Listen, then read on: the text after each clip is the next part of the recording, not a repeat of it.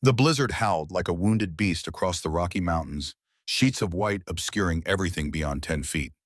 Through the relentless storm, dark figures moved with deadly purpose toward the isolated outpost. Their armor, sleek and otherworldly, glimmered with faint blue light as they advanced. Inside the cabin, Marcus Blackwood pressed his back against the reinforced wall, blood trickling from a gash above his eye. His breathing was controlled, measured even as chaos erupted around him. 20 years as a Navy SEAL had taught him how to remain calm in the face of death. The alien weapons scorched holes through the cabin's wooden walls, filling the air with the scent of burning pine. "Stay down," he commanded, voice steady as he reached for Serena. The alien princess lay wounded on the floor, silver blood pooling beneath her shoulder.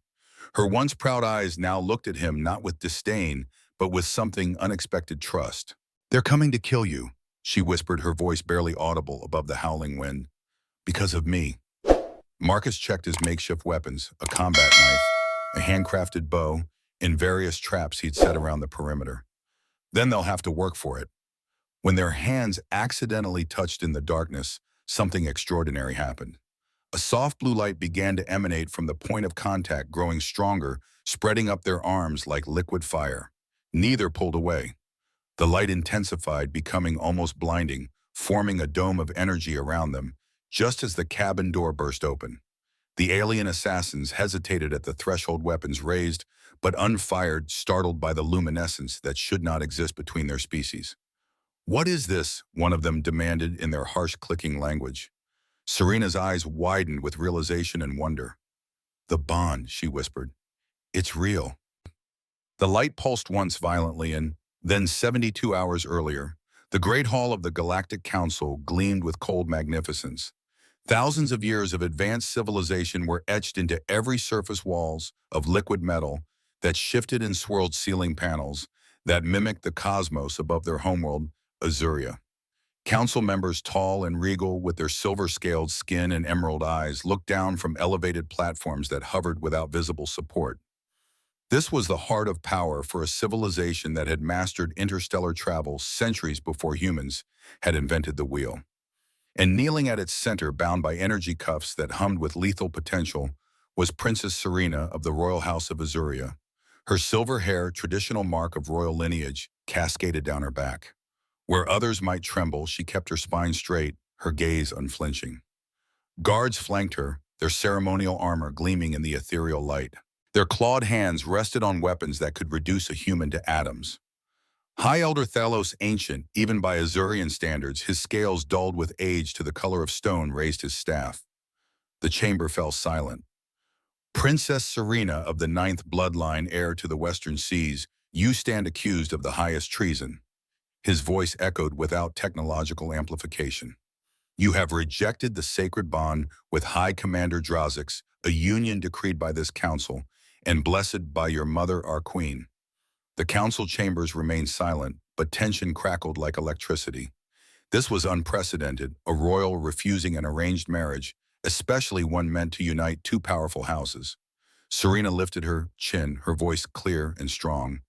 "I reject not my duty to Azuria, but the premise that I am property to be traded for political advantage. I reject a union with a man who sees conquest as leadership and fear as respect."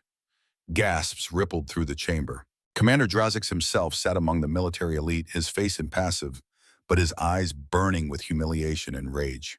He was a hero of the Centaurian Wars, decorated and feared across 3 star systems. "You speak of things beyond your understanding," Elder Thalos replied, his voice dangerously soft. "The alliance with Commander Drazics' house is crucial for the continued peace of our quadrant. Peace built on the sacrifice of women's autonomy is no true peace," Serena countered. The elder slammed his staff against the floor. The sound reverberated like thunder. "Enough, your defiance endangers us all. The penalty for such treason is death." Murmurs spread through the assembly.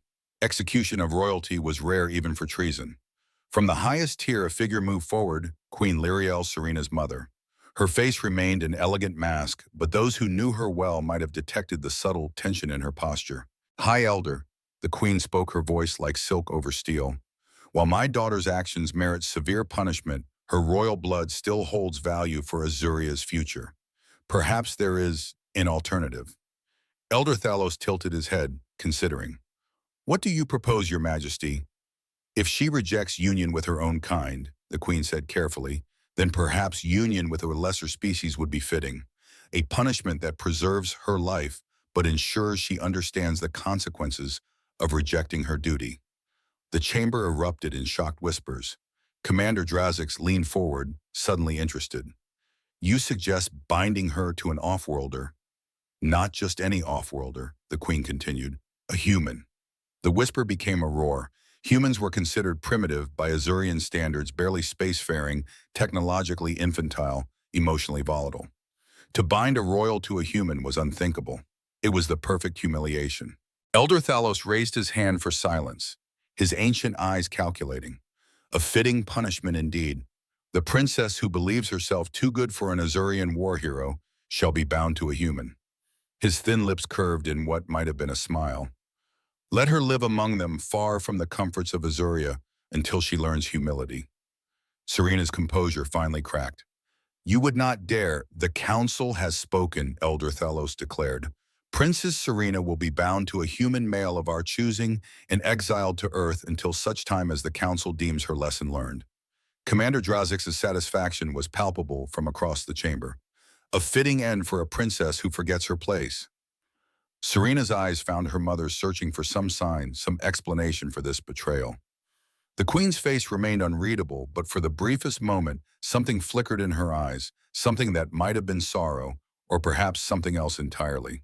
I will never accept this punishment, Serena declared, rising to her feet despite the guards' attempts to hold her down. I will never give myself to a human. I would rather die with dignity than live as a prop in your political theater. Elder Thalos waved his hand dismissively. Your acceptance is not required, princess. Only your compliance. As the guards dragged her away, Serena caught one last glimpse of her mother. The queen's face remained impassive, but her fingers moved in a subtle pattern, an ancient royal gesture that meant simply, trust me. The Pentagon briefing room was sterile and windowless, designed to keep secrets contained. Marine guards stood at attention by the doors, and advanced security systems swept continuously for surveillance devices. At the center of the room, a table of polished oak held the weight of international security decisions daily. Marcus Blackwood sat alone at the table, his posture military straight despite the absence of his uniform. At 42, his face bore the weathered lines of a man who had seen too much, but his eyes remained sharp observant. A thin scar traced from his left temple to his jaw, a souvenir from an operation in Kandahar that had never officially happened. The door opened and Admiral Hayes entered, followed by a civilian in an expensive suit whom Marcus recognized as the Director of Special Intelligence. Neither man smiled. Commander Blackwood, the Admiral began, then corrected himself. Mr. Blackwood, thank you for coming on short notice. Marcus nodded. 4 years since his discharge and still the military formalities lingered. Not like I had much choice, sir. The Admiral slid a folder across the table marked with red classification stripes. What I'm about to tell you is classified above top secret. The existence of this meeting is itself classified. Marcus didn't touch the folder. With respect, Admiral, I'm a civilian now. Why am I here? The intelligence director leaned forward. Because you're uniquely qualified for a mission of extraordinary diplomatic sensitivity. I'm not for hire, Marcus replied flatly. This isn't a mercenary operation, Commander, the Admiral said. This is about preventing an interstellar incident. That got Marcus's attention. 3 years ago, humanity had made first contact with the Azurians, an advanced alien civilization that had been monitoring Earth for decades. The diplomatic relationship was tense, complicated by Earth's technological inferiority and the Azurians' barely concealed condescension. The intelligence director opened the folder and pushed forward a photograph of a striking female Azurian with silver hair. This is Princess Serena of Azuria, sixth in line to their throne, highly educated and by all accounts fiercely independent. Marcus studied the image, noting the pride in her posture, the intelligence in her eyes. What about her? She's been sentenced to what they call a binding punishment for refusing an arranged marriage. The Azurian Council has specifically requested you as her counterpart. Marcus's expression hardened. Counterpart. Earthside handler would be the diplomatic term. the Admiral said carefully. The truth is more complicated. By their laws, you would be bound to her in what amounts to a political marriage. Marcus stood abruptly. This is absurd. I'm not participating in some alien arranged marriage. Sit down, Commander, the Admiral said quietly.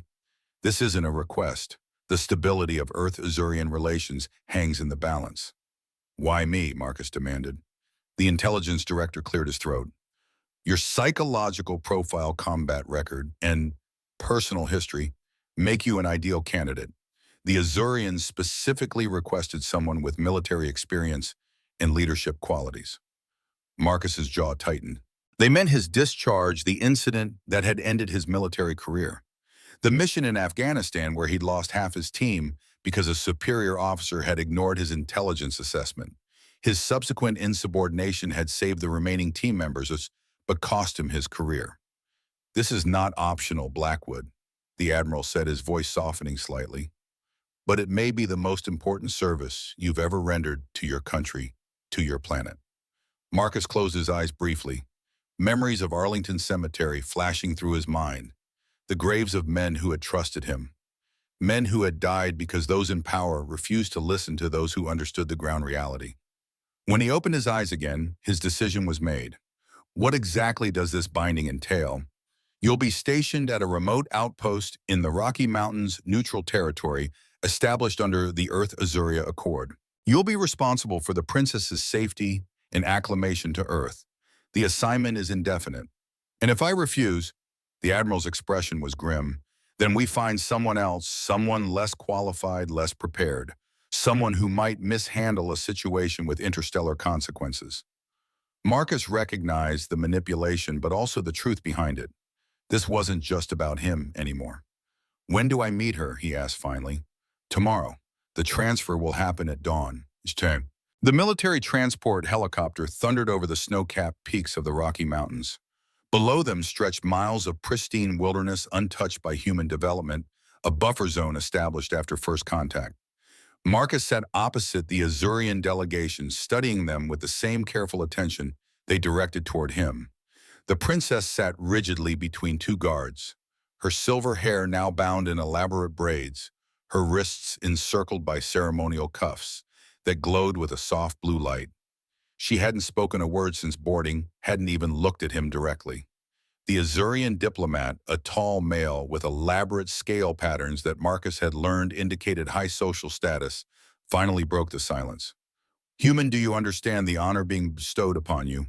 His translator device rendered his clicks and whistles into stilted English. Marcus met his gaze evenly. I understand the responsibility I'm accepting. The diplomat's eyes narrowed. You accept a royal of Azuria into your care. If harm comes to her, your entire species will answer for it. No pressure, Marcus replied dryly. The princess's head snapped up at this, her emerald eyes finally meeting his with surprise, then quick disdain. The helicopter began its descent toward a clearing where a small outpost was visible, a reinforced cabin built to withstand the harsh mountain climate equipped with both human and Azurian technology. As they touched down, snow swirling around the rotors, Marcus caught the princess studying him with a calculating gaze. He recognized the look he'd seen it in the eyes of captured insurgents, of wounded soldiers, of anyone assessing a threat or seeking weakness. The diplomat rose.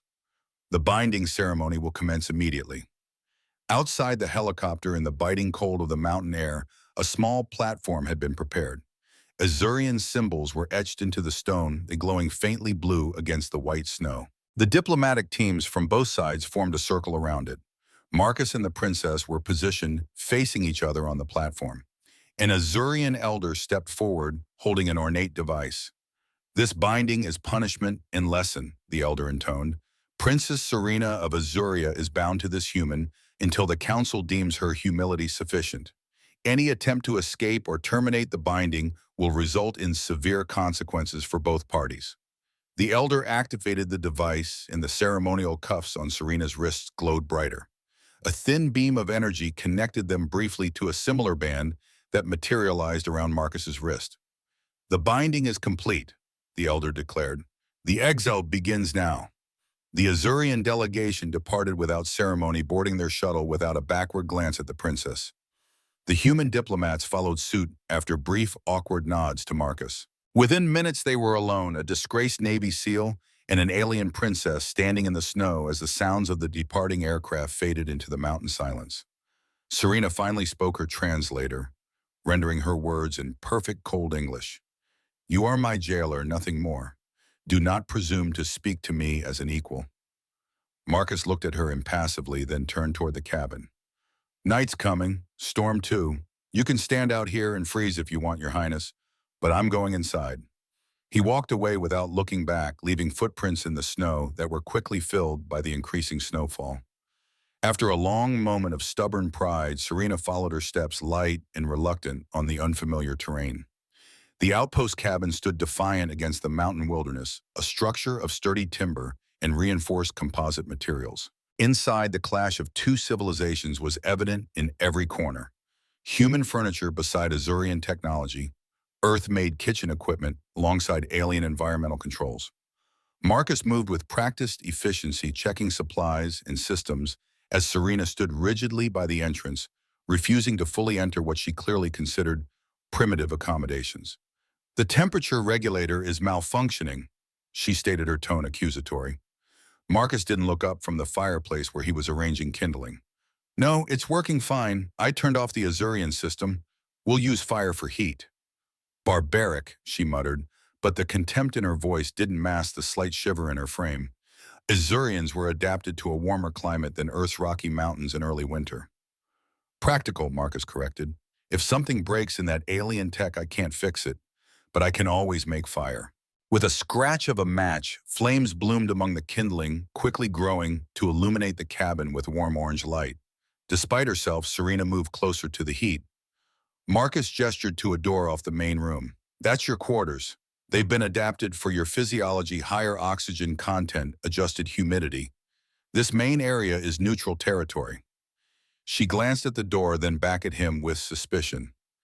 "And where will you sleep?" He nodded toward another door on the opposite side. "Over there. Privacy locks on both doors. Neither of us can enter the other's space without permission." Something like surprise flickered across her face, quickly masked.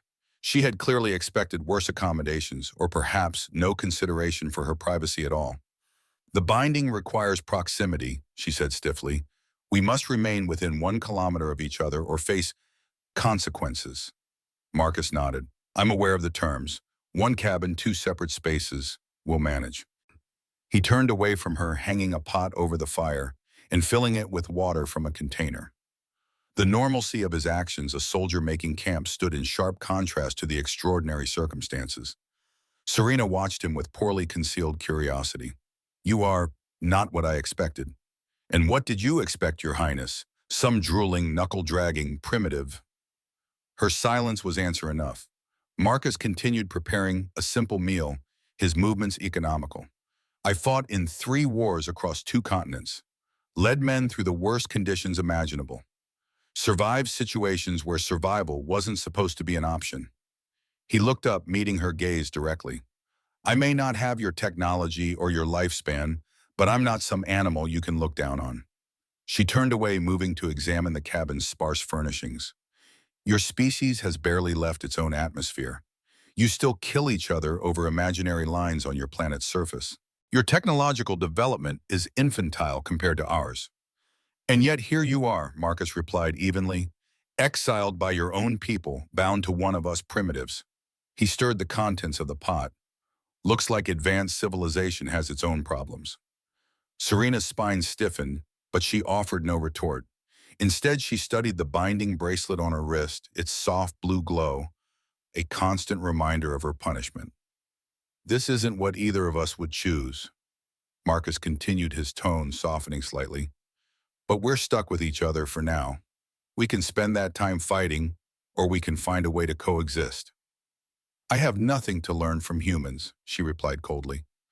Marcus ladled the simple stew into a bowl and offered it to her.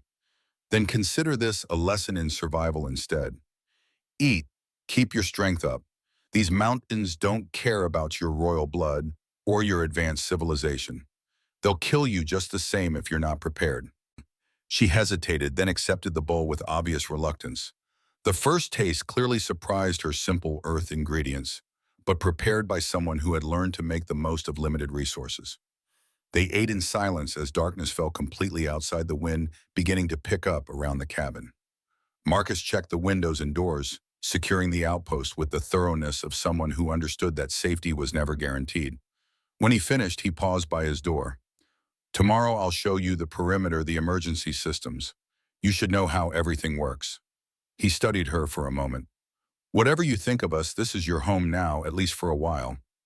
Might as well learn to navigate it." Serena said nothing, but as Marcus turned to enter his quarters, she spoke suddenly.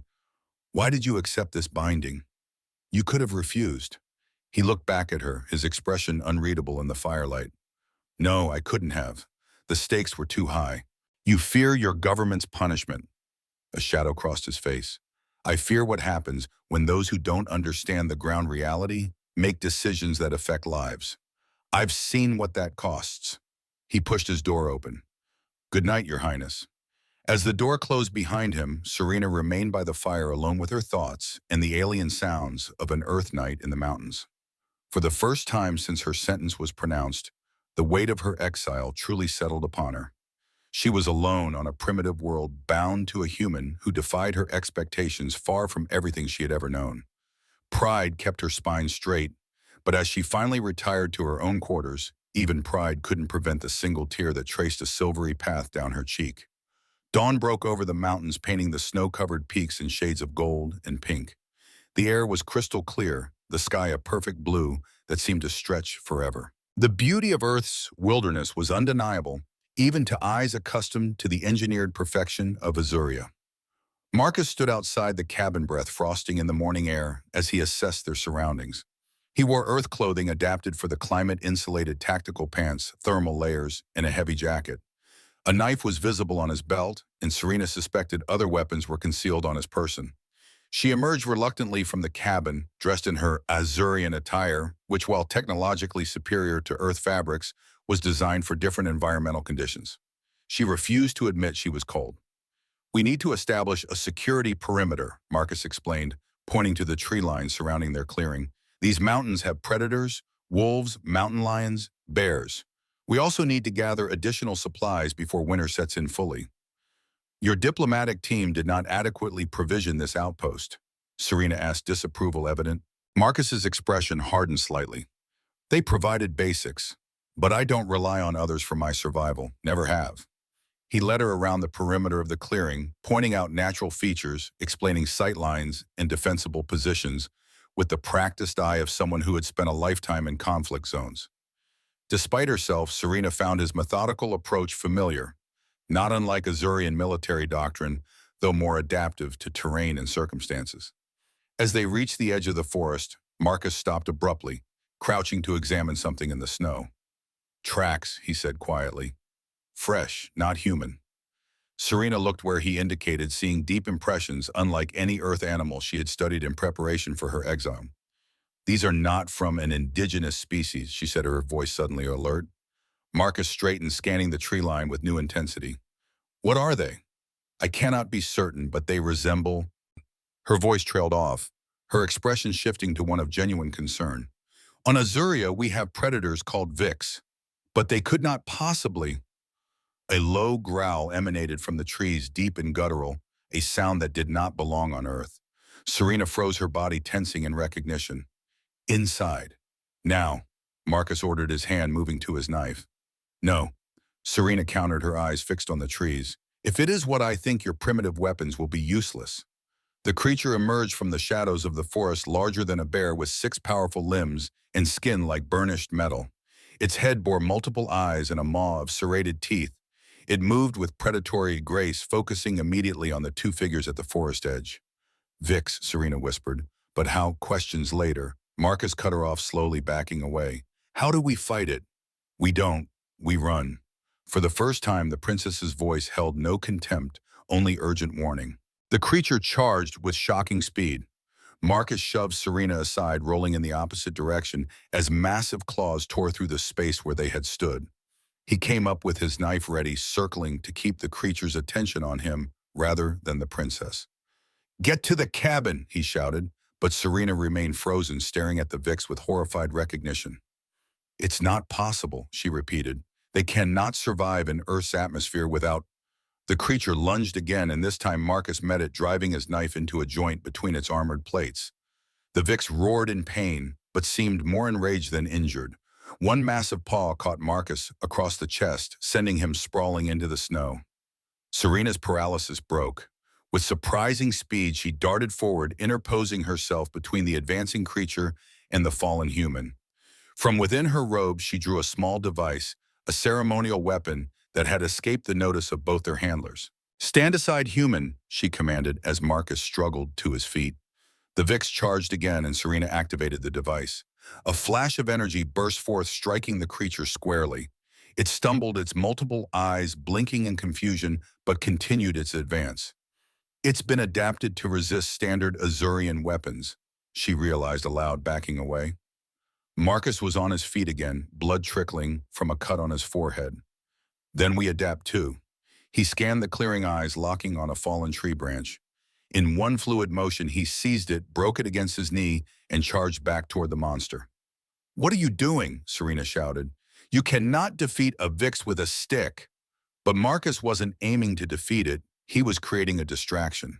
As the creature focused on him, he jabbed the sharpened end of the branch into one of its eyes.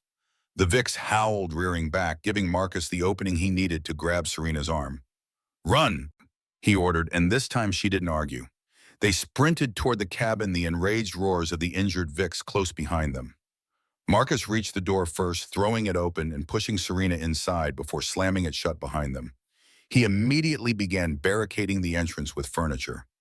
"That won't hold it," Serena warned, her breath coming in quick gasps. "Vix can tear through metal barriers when enraged." Marcus moved to a locked cabinet, quickly inputting a code. Inside was an earth weapon, a high-powered rifle.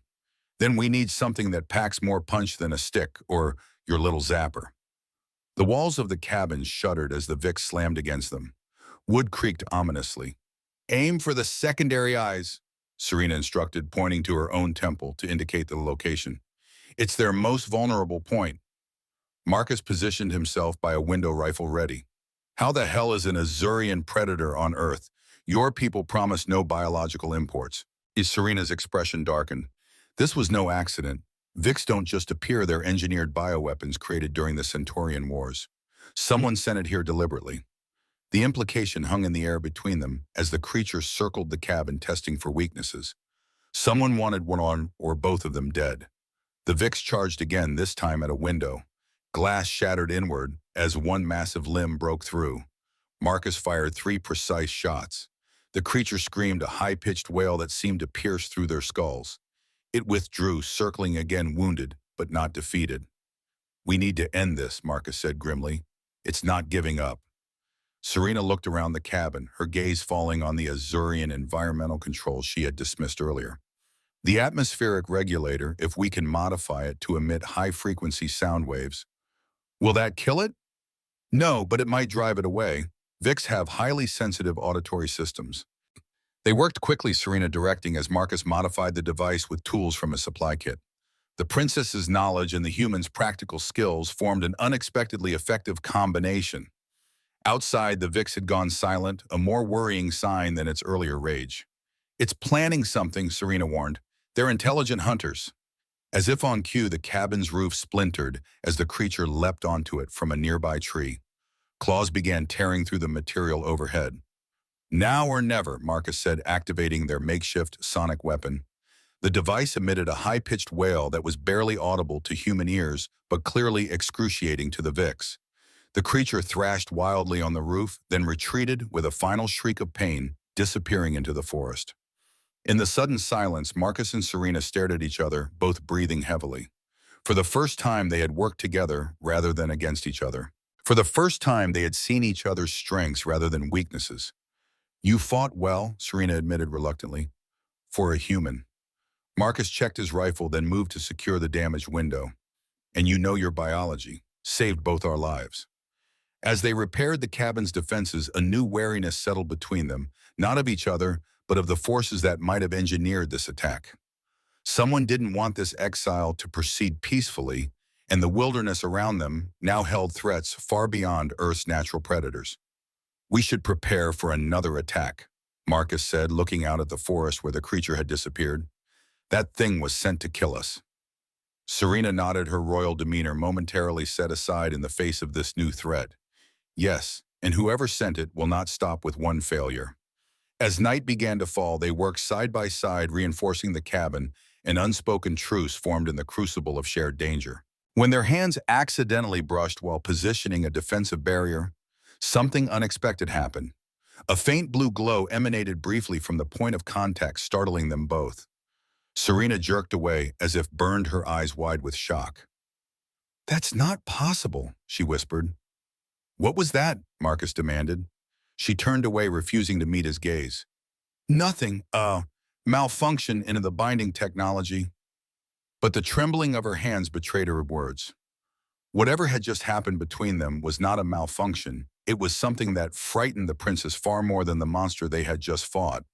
And as the mountain darkness closed around their damaged outpost, both human and Azurian faced the unsettling realization that the greatest dangers might not come from outside their cabin, but from within themselves.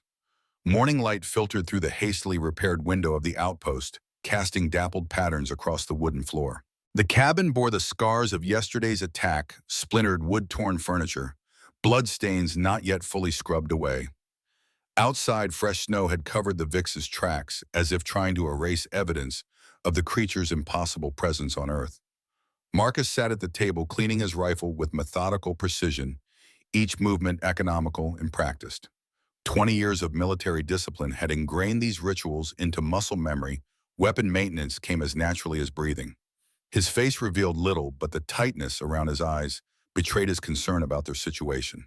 Serena stood by the repaired window, her posture rigid, her gaze fixed on the mountain landscape. Since the strange blue glow had emanated from their accidental touch the previous night, she had maintained a greater physical distance from Marcus, careful to avoid any contact. Her expression was troubled, her mind clearly grappling with something beyond their immediate survival concerns. "You know what happened last night?" Marcus said, finally breaking the tense silence. "That blue light, the same energy as the binding bracelets." Serena's shoulders stiffened, but she didn't turn. "It was nothing, a temporary resonance effect." "You're lying." Marcus set down his rifle and stood. "I saw your face. Whatever happened scared you. And I don't think I've seen you scared of anything yet, not even that six-limbed monster." She turned then, her emerald eyes meeting his with reluctant recognition. "There are legends among my people. Ancient stories most consider superstition." "About what?" "About rare connections between different species. The scholars call it resonance theory, the idea that occasionally beings from entirely different evolutionary paths can develop a biological harmony." Her voice remained clinical, detached, as if discussing an abstract scientific curiosity rather than something that had happened to them. "Such connections were reportedly common during the first age before the Great Divide. Now they're considered myths, fairy tales told to children." Marcus crossed his arms, studying her. "And this resonance, what does it do? If the legends were true, which they are not, it would create a neural synchronicity, shared sensations, even shared consciousness in extreme cases." She dismissed the notion with a wave of her hand. "But it's scientifically impossible between species as different as ours. Our neural architecture, brain chemistry, even our base DNA structures are completely incompatible." "And yet it happened," Marcus insisted. "I felt it, and so did you." Serena turned back to the window, refusing to continue the conversation. But her fingers unconsciously traced the binding bracelet on her wrist, the source of the same blue energy that had flowed between them. Marcus recognized avoidance tactics he'd used them himself after difficult missions. Rather than press, he changed direction. "We need to investigate that creature's origin. A Vix couldn't have evolved naturally on Earth, which means someone brought it here. Someone with access to Azurian bioweapons." This practical concern seemed to steady Serena. She nodded slowly. "The Vix was engineered for assassination. They're typically encoded with specific genetic targets." Meaning it was programmed to hunt either you or me specifically. No one else." She finally turned from the window, her royal training reasserting itself. "I need to examine it. There would be markers in its neural tissue that could identify who commissioned it. Good luck with that. It ran off into the forest, Marcus replied. It will return. VIX never abandoned a hunt once genetically programmed. It's retreating to adapt to its injuries, but it will come back stronger. There was no fear in her voice, only cold certainty. Marcus nodded, already planning. Then we prepare. And this time we don't drive it away, we take it down. For the first time since their arrival, Serena didn't contradict his strategy. Instead, she moved to her quarters and returned with a small device, a scanner of Azurian design. This can detect VIX pheromones. They release specific chemical markers when hunting. She hesitated, then extended the device toward him. You should learn how to use it. If something happens to me. The admission of vulnerability, the acknowledgement that she might not survive, hung in the air between them. Marcus accepted the scanner, and as their hands briefly met, both tensed, anticipating another blue glow. Nothing happened this time, and the release of their collectively held breath was almost audible. Show me how it works, he said simply. For the next hour, Princess and Soldier worked side by side, the Azurian teaching the human to use technology centuries beyond Earth's development. Marcus proved a quick study, his special forces training having prepared him to adapt to unfamiliar equipment in survival situations. As Serena explained the scanner's neural interface, her voice gradually lost its condescending edge.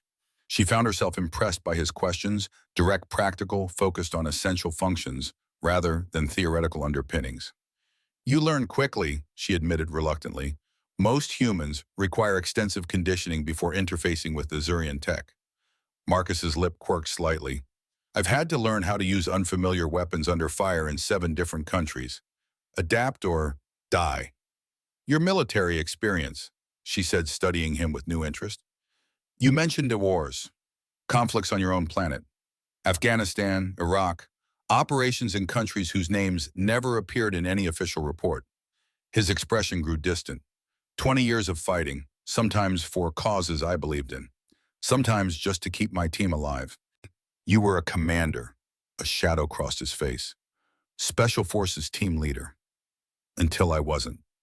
The bitterness in those 3 words revealed more than hours of explanation might have. Serena recognized the tone. She had heard it from disgraced warriors or on her own world. Those who had fallen from honor, or those who believed honor had failed them. What happened? She asked, her voice softening unexpectedly. Marcus was silent for so long she thought he wouldn't answer. Then my last mission, Helmand Province. We had intelligence about a high-value target in a village near the Pakistani border. I sent scouts, confirmed civilian presence. Recommended postponing the operation. His hand stilled on the scanner. Command disagreed, ordered immediate execution. I argued, presented evidence. They overruled me. His jaw tightened. We went in. It was a slaughter. Half my team died in the first 5 minutes. Villagers caught in crossfire. Children. Serena watched his face, seeing the memory play out behind his eyes. I pulled my remaining men out against orders. Refused to continue the operation. His voice had gone flat, emotionless. Court-martial followed. I was offered a deal, silent discharge, no benefits, no public statement. The alternative was prison. You chose freedom, she observed. Marcus's eyes met hers, hard as granite. I chose to survive so I could make sure the men who died weren't forgotten, so the truth wouldn't be buried with them. Something shifted in Serena's perception. This human wasn't a simple warrior, wasn't merely a primitive creature of violence. He had faced moral complexity, had made choices that cost him his position, his honor among his people, because he believed in something beyond blind obedience. On Azuria, she said slowly, such disobedience would be punishable by death regardless of motivation. Is that why you're here? He asked. Because you disobeyed. Serena looked away. I refuse to be property, to be traded for political advantage through marriage. To Commander Drazik, Marcus recalled from his briefing, the war hero. Her laugh was bitter. Hero, a convenient title for a butcher. Drazik's campaigns in the Centaurian systems left millions dead. Entire habitable planets reduced to ash. He believes in overwhelming force as the only language lesser species understand. And your people wanted you to marry him. The council did, for stability, for alliance between political factions. Her voice hardened. I was to be the binding agent. My body, my life, my future sacrificed on the altar of political expediency. So you refused. I refused publicly before the entire council. I humiliated Drazics and challenged traditions thousands of years old. There was pride in her voice, but also pain. And this is my punishment, binding to a lesser species as a lesson in humility. Marcus studied her, seeing beyond the arrogance to the courage such an act would have required. You knew what would happen when you refused. You knew the consequences. I knew there would be punishment. I did not expect this particular form of exile. She looked down at the binding bracelet, or this unexpected complication. The blue energy of the binding technology pulsed softly as if responding to her attention. The unspoken awareness of the resonance hung between them. Before Marcus could respond, the scanner in his hands emitted a soft tone. Both immediately tensed focus, shifting back to survival. It's coming back, Serena said, reading the scanner's display. Sooner than I expected. The VIX has adapted to its injuries already. Marcus moved with quiet efficiency, checking his rifle and the makeshift defenses they had prepared. We need to capture it intact enough for your examination. That complicates things. We need to disable its central nervous system without destroying the neural tissue. Serena confirmed, retrieving her own weapon. The brain is located at the base of the neck, protected by secondary bone plating. Vulnerable points. The eye clusters we targeted before in a nerve bundle beneath the second right limb. She demonstrated on her own body. A powerful electric shock there will temporarily paralyze it. Marcus nodded, adapting his strategy. I'll draw its attention. You position yourself for the shot at the nerve cluster. Serena frowned. That puts you at unnecessary risk. I move faster than you in this terrain, he said simply. Better me as the target than you. For once, she didn't argue about human inferiority. Instead, she nodded with grudging respect for the tactical logic. They positioned themselves around the cabin, using its damaged structure as part of their trap. Marcus removed his heavy coat despite the cold, knowing he would need maximum mobility. Serena calibrated her weapon for the precise neurological disruption they needed. The scanner's signal intensified. The VIX was close. Remember, Marcus said quietly, we only get one shot at this. Serena met his gaze steadily. Don't die, human. It would inconvenience my research. A ghost of a smile touched his lips at her attempt at gallows humor. I'll do my best, Your Highness. The VIX burst from the tree line with even greater speed than before, for its 6 limbs were propelling it across the snow in a blur of motion. It had indeed adapted to its injuries. The damaged eye was already regenerating, and its metallic hide seemed thicker, more heavily armored. Marcus stepped into view, deliberately drawing its attention. The creature's multiple eyes locked onto him, its programming recognizing its target. It charged. The dance began, a deadly ballet between predator and prey. Marcus moved with the fluid grace of a veteran warrior, always just beyond the creature's reach, leading it precisely where they needed it. The VIX slashed and lunged, increasingly frustrated by its elusive quarry. Serena circled behind, weapon ready, waiting for the perfect alignment. The creature was faster than before, its movements more unpredictable. Getting a clean shot at the nerve cluster would require perfect timing. Marcus led the VIX toward the cabin's damaged wall, then suddenly broke pattern, diving beneath its guard rather than away. The unexpected move confused the creature momentarily, long enough for him to drive a metal rod into the regenerating eye cluster. The VIX roared in pain, rearing up on its hind limbs, exposing the nerve bundle beneath its right front leg. Now, Marcus shouted, rolling away. Serena fired. The energy pulse struck precisely on target, sending the creature into spasms. It collapsed, limbs twitching uncontrollably, its roars fading to whimpers. They approached cautiously, weapons still trained on the immobilized beast. Its multiple eyes tracked them with hatred and something else, an almost sentient recognition. It's still conscious, Serena observed, activating her scanner. Neural patterns are stable enough for examination. As she moved closer to the creature, Marcus maintained his position, rifle trained on the VIX's head cluster. Make it quick, no telling how long the paralysis will last with its adaptation capabilities. Serena passed her scanner over the creature's neural tissues, her expression growing increasingly troubled. This doesn't make sense, she murmured. What is it? The genetic encoding? It's impossible. She adjusted her scanner, rechecking the readings. This VIX was programmed with dual targets, meaning it was sent to kill both of us. Not just me, not just you, both. She looked up at him, genuine confusion in her eyes. That never happens. VIX are encoded for specific genetic signatures. Creating one with dual targets from completely different species would be extraordinarily difficult. Who would have the capability, Marcus asked, keeping his weapon trained on the creature? Only a handful of geneticists on Azuria, and they would need authorization from the highest levels of... Her voice trailed off as realization dawned. The council or military command. The implications were clear. This wasn't a random attack nor a simple assassination attempt. Someone powerful had deliberately sent the creature to eliminate both the princess and her human custodian. Before they could discuss further, the Vix's limbs began to twitch with greater coordination. The paralysis was wearing off more quickly than expected. We need to finish this, Marcus said grimly. Serena completed her scan, downloading the genetic data, then stepped back. The neural tissue is mapped. We have what we need. With a nod, Marcus fired 3 precise shots into the creature's brain cluster. The Vix shuddered once, then lay still. In the sudden silence, they stood over the fallen predator, the reality of their situation settling upon them like the cold mountain air. They were being hunted by forces from Serena's world, forces powerful enough to deploy illegal bioweapons on Earth. We should burn the remains, Serena said finally. Vix tissue can be dangerous even after death. As they prepared to dispose of the creature, the scanner in Serena's hand emitted a different tone, a communication alert.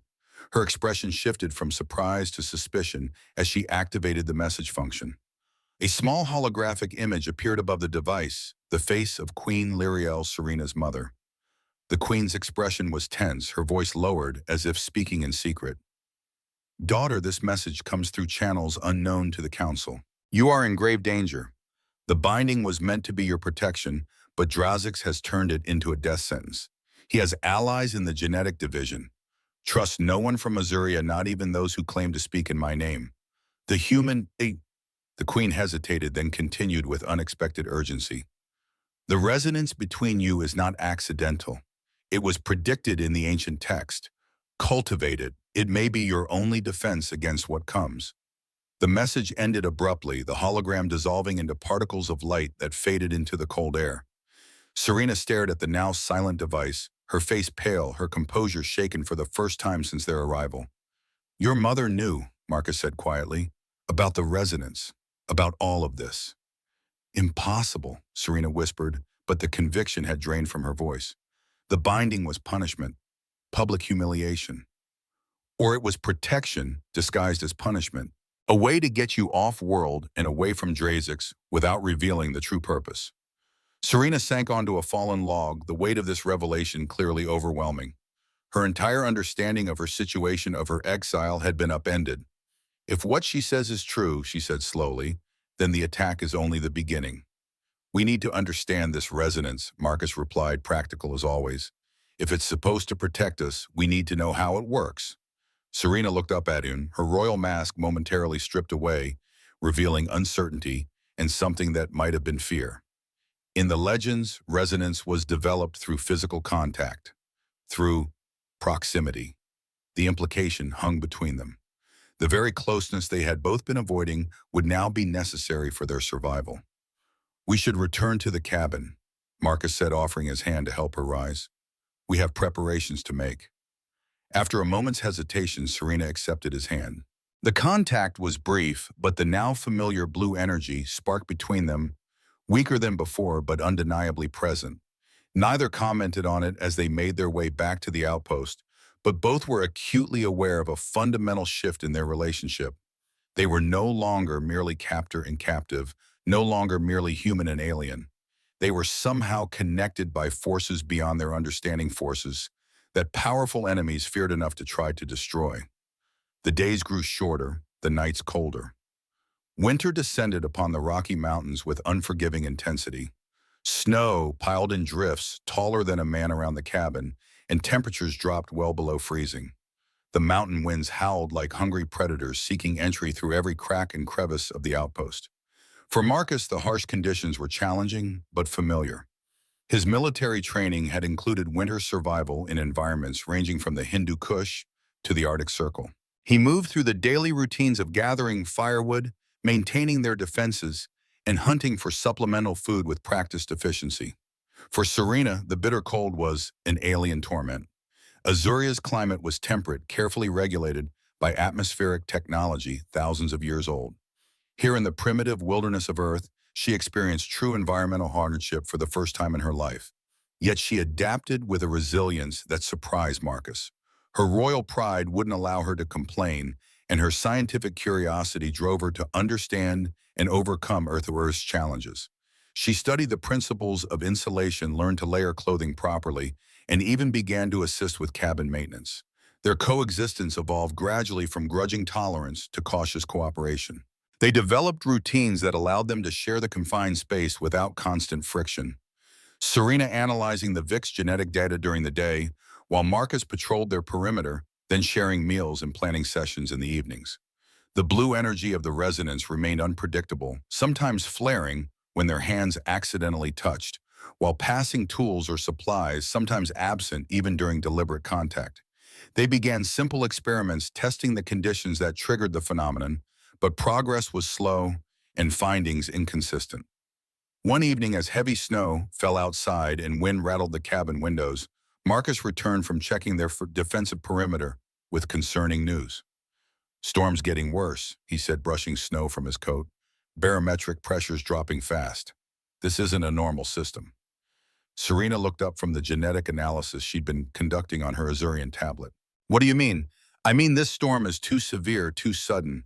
The weather service was predicting clear skies just yesterday." He hung his coat by the fire to dry.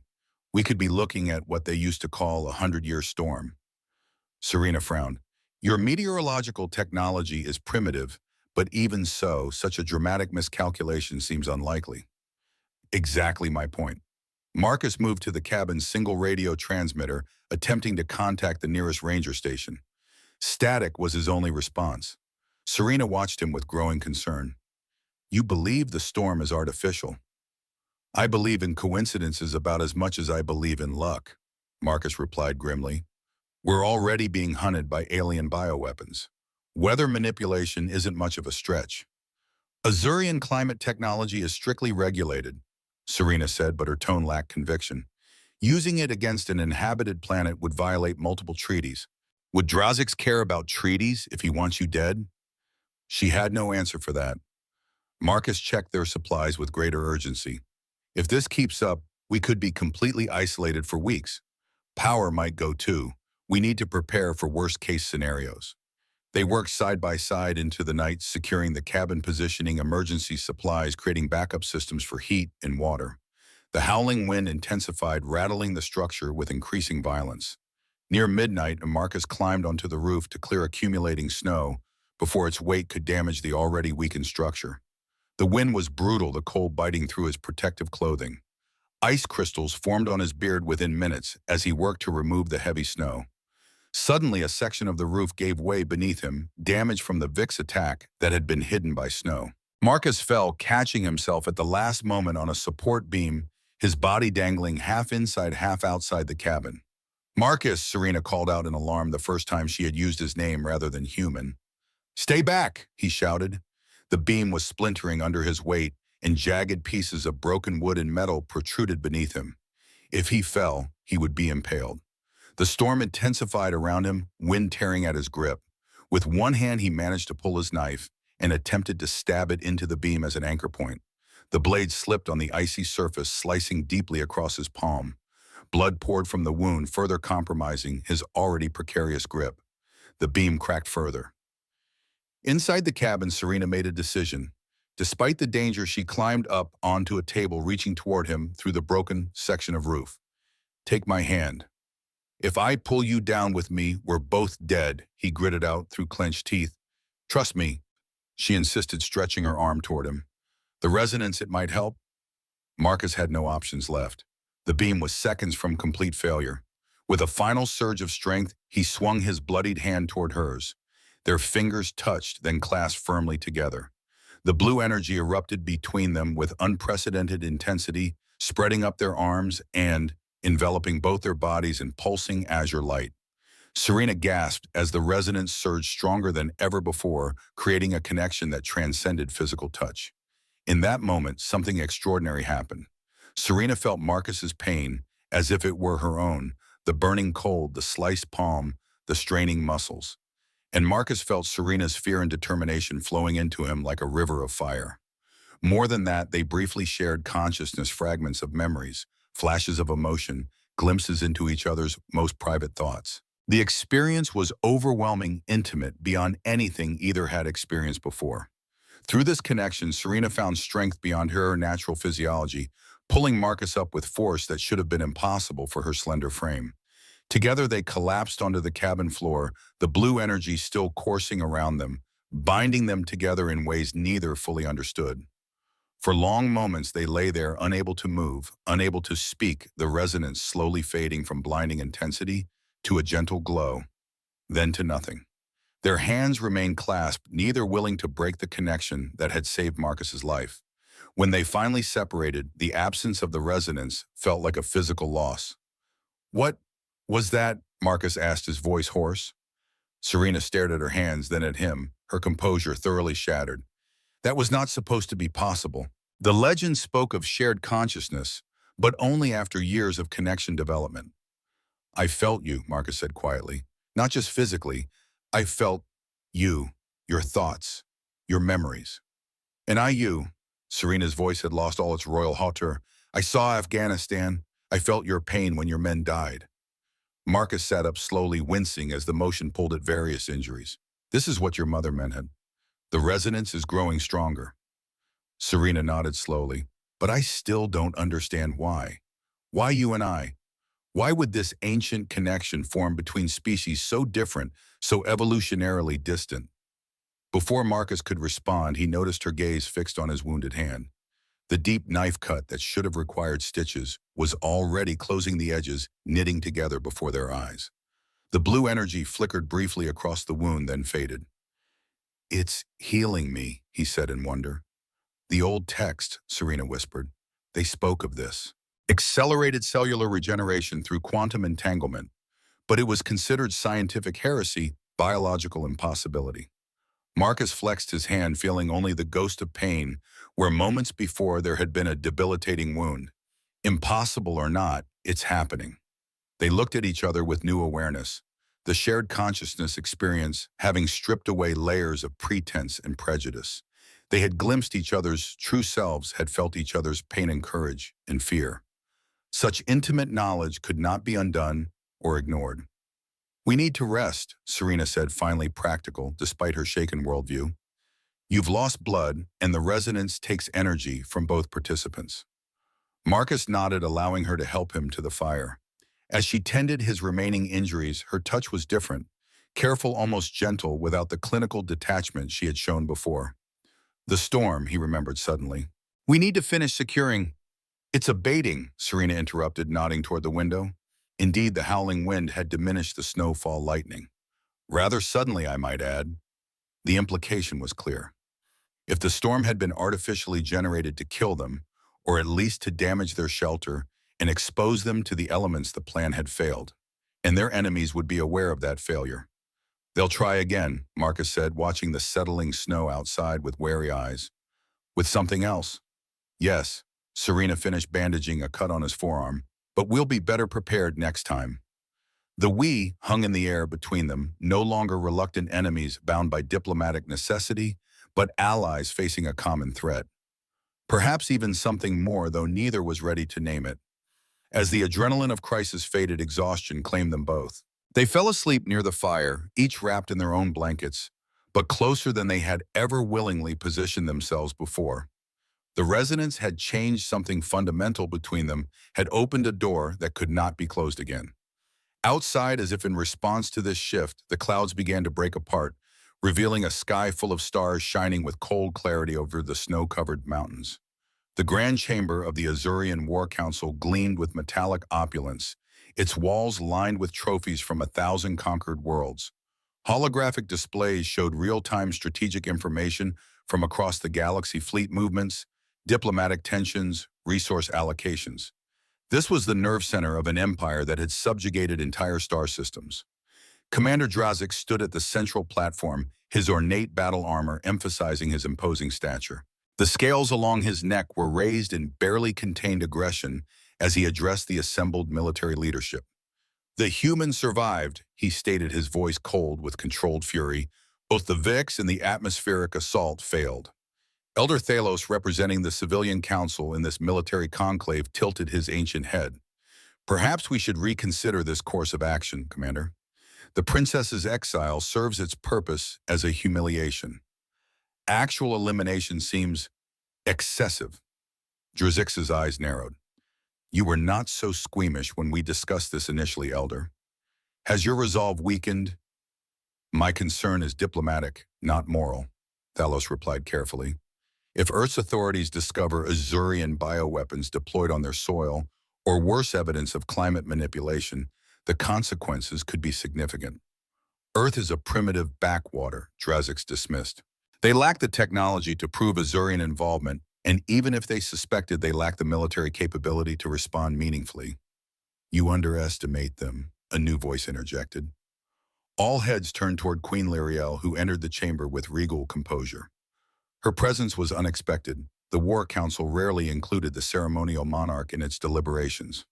Your Majesty, Drazix acknowledged with a bow that held minimal deference. This is a closed strategic session. Concerning my daughter, the Queen replied evenly, that gives me certain prerogatives, Commander, even under martial law provisions.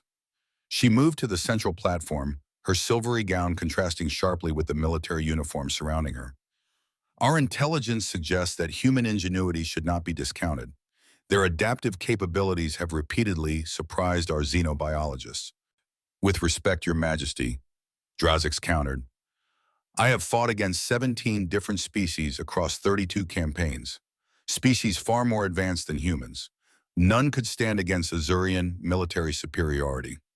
Yet my daughter and her human companion have survived 2 assassination attempts, the Queen observed mildly. A dangerous silence fell over the chamber. The Queen had just openly acknowledged what was supposed to be a deniable operation. Drazix's scales darkened with anger. The princess was fortunate. The human got lucky. Neither will survive a properly executed operation.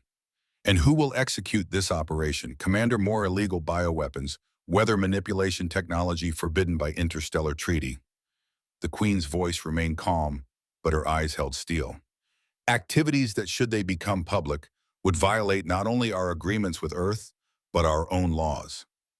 Elder Thalos shifted uncomfortably. Several military officers exchanged glances. The Queen was maneuvering dangerously close to open accusation. Drazix stepped closer to her, using his physical presence as intimidation. Your daughter's defiance threatened the stability of our society.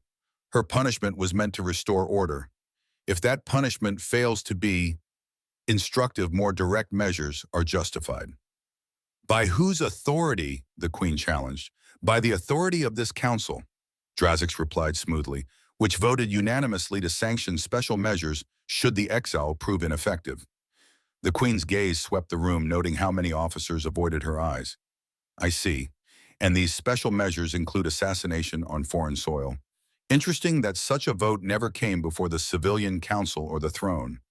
Wartime provisions, Your Majesty. Elder Thalos intervened, his voice placating. Commander Drazix has certain operational discretion during ongoing conflicts. We are not at war with Earth, the Queen pointed out. No, Drazix agreed, a predatory smile forming. Not yet, but their harboring of a traitor to the Azurian Empire could be construed as a hostile act. The implication was clear and horrifying. Drazix was prepared to use Serena's exile as pretext for military action against Earth if necessary. The Queen maintained her composure, though her inner alarm was evident to those who knew her well. I see.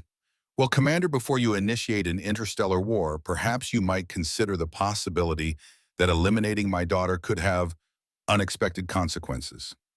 Your maternal concerns are noted, Your Majesty, Drazix said dismissively. But strategic imperatives take precedence over family sentiment. This isn't about sentiment, Commander. The Queen's voice took on a new edge. It's about ancient knowledge your scientific arrogance has forgotten. About connections between the species that transcend your military understanding. A murmur passed through the chamber. The Queen was referencing forbidden knowledge studies and texts purged from official records centuries ago. Superstition, Drazik scoffed. Legends used to justify ancient failed policies of integration with lesser species. Is it superstition when your VIX fails to kill its genetically programmed targets? When your climate manipulation dissipates before achieving its objective? The Queen stepped closer, lowering her voice. They are developing the resonance commander, faster than anyone anticipated. And if it reaches its full potential, not even your precious war machine will be able to stop what follows. For the first time, uncertainty flickered in Drazik's expression. The Queen had touched on something that disturbed even his military confidence. The resonance is a myth, he insisted, but with less conviction. Then you have nothing to fear, the Queen replied with a smile that held secrets. But if I were you, Commander, I would proceed with extreme caution. Some weapons once unleashed cannot be controlled even by those who think themselves masters of war. With that parting warning, she turned and left the chamber, her silver gown flowing behind her like liquid moonlight. In her wake, the War Council erupted into heated debate, some arguing for immediate overwhelming force against the Earth outpost, others urging caution and further investigation of the Queen's claims. Drazik stood silent, his reptilian eyes narrowed in calculation. The Queen knew more than she should about operations that had been carefully hidden from civilian oversight. That made her dangerous. But her warnings about the resonance stirred ancient unease stories told to young warriors about the fall of the First Azurian Empire, about powers that even their advanced technology could not overcome. Prepare the strike team, he ordered, finally silencing the debate. We end this personally. No more remote attempts, no more deniable operations. We extract the princess, eliminate the human, and ensure this resonance, myth or not, is permanently broken. As his officers hurried to comply, Drazix activated a private communication channel. If he was going to confront potentially ancient powers, he would need equally ancient weapons. And he knew exactly where to find them in vaults that had remained sealed for millennia, containing technologies so dangerous they had been erased from public knowledge. Technologies specifically designed to sever connections like the one forming between the princess and her human keeper. In the mountain outpost, 2 weeks had passed since the roof collapse and the profound resonance experience it had triggered. The bitter cold of deep winter had settled over the Rockies, transforming the landscape into a crystalline wonderland of ice and snow. Inside the repaired cabin, however, warmth flourished not just from the crackling fire, but from the gradually evolving relationship between its inhabitants. Serena sat cross-legged on the floor, her royal posture relaxed in a way that would have shocked the Azurian court. Before her lay components of various Earth and Azurian technologies, disassembled and reconfigured into devices of her own design. Her scientific brilliance, freed from the constraints of traditional Azurian hierarchy, had found expression in hybrid innovations that neither civilization had previously conceived. Marcus watched her work from the kitchen area, where he was preparing a simple meal from their stores and his latest hunting success. The ease between them now would have been unimaginable during their first days together. Gone was the contempt from her side, the guarded wariness from his. In its place had grown something neither had anticipated: mutual respect, tentative trust, and something deeper neither was ready to name. They had continued their experiments with the resonance, learning to trigger the connection more reliably through direct skin contact combined with synchronized breathing. The blue energy now responded to their deliberate summons, though never with the overwhelming intensity of that night on the roof. Through these controlled connections, they had shared fragments of knowledge and memory, Marcus teaching Serena Earth's survival skills directly through shared experience, Serena conveying Azurian scientific principles that would have taken years to explain verbally. The exchange flowed both ways, enriching and expanding each of them beyond the limitations of their separate species. The signal amplifier is nearly complete, Serena announced, holding up a device that combined Azurian communication technology with Earth satellite components. Once operational, it should penetrate the jamming field that's been blocking our transmissions. Marcus nodded appreciatively. And they won't be able to detect it. It operates on frequencies the Azurian military abandoned centuries ago, too primitive for their current scanning systems. She allowed herself a small smile. Sometimes regression is advancement. A lesson humanity could stand to learn, Marcus replied, bringing 2 bowls of stew to the table they now shared without hesitation. As they ate, the comfortable silence between them spoke volumes about their evolving bond.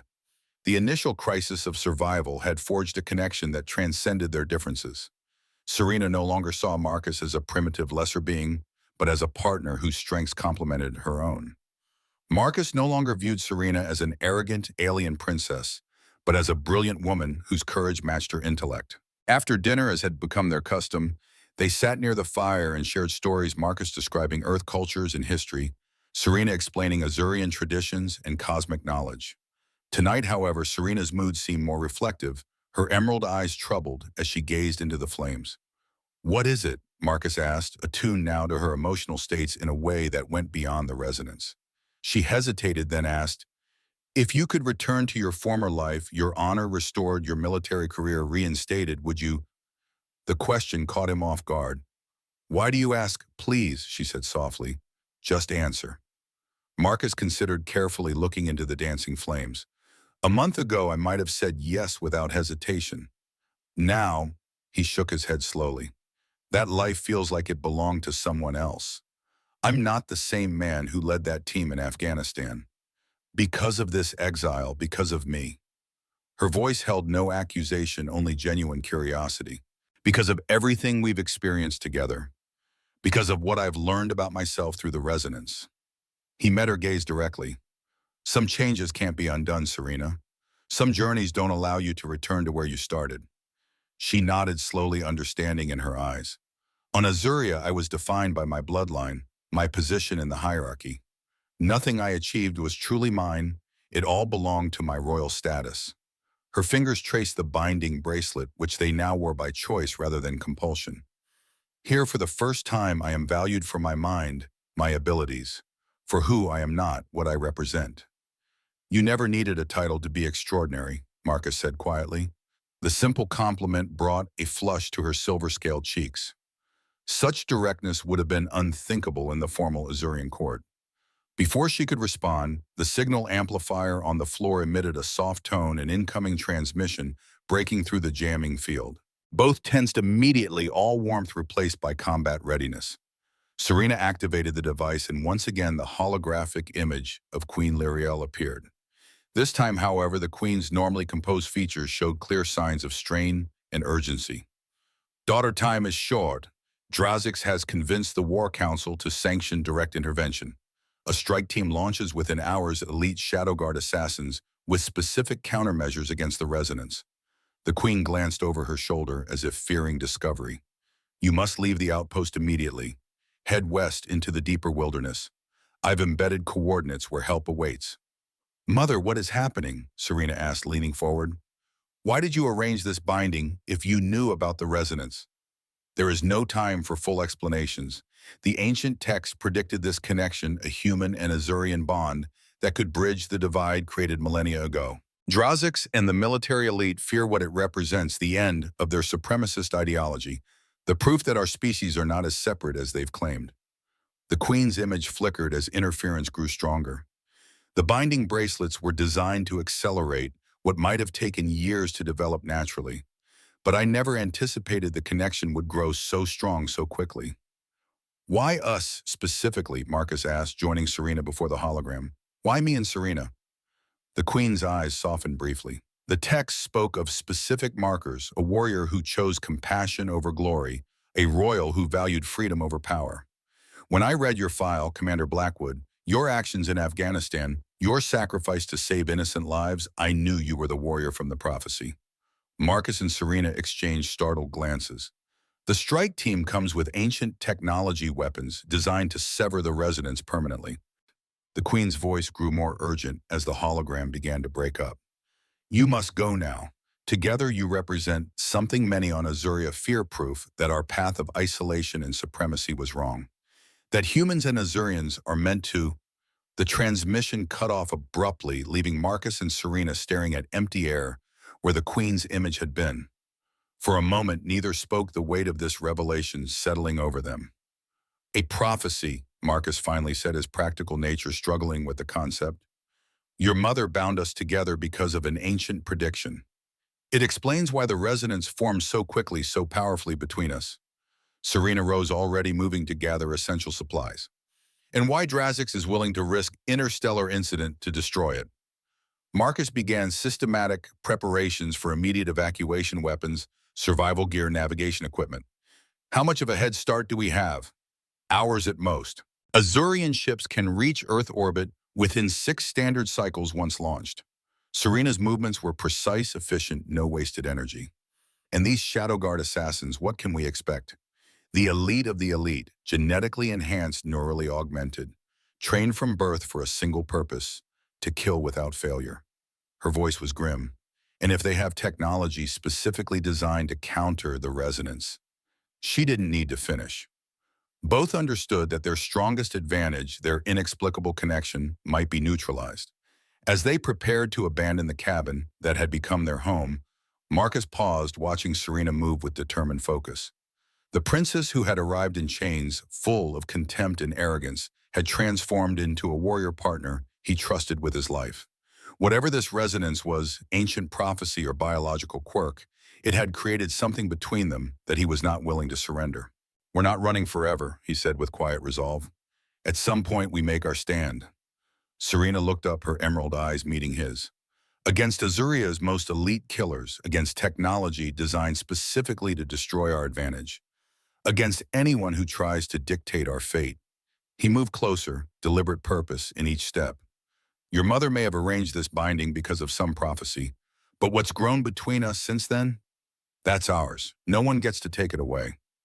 The conviction in his voice stirred something deep within Serena.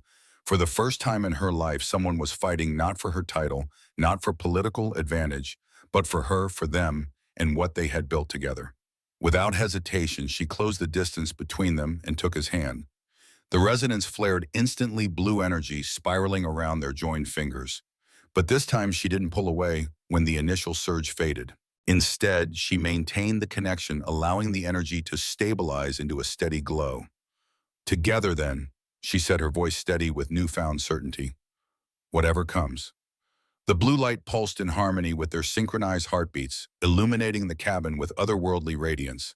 Outside, the first flakes of a new snowfall began to drift down, covering their tracks even before they made them. The mountains waited, silent sentinels that would soon witness the next chapter in a conflict rooted in ancient prophecy, but fought with very present courage. As they stepped into the winter night, leaving behind the shelter that had transformed from prison to home, both knew with bone-deep certainty that nothing, not elite assassins, not ancient technology, not even the gulf between their worlds could truly sever what had formed between them.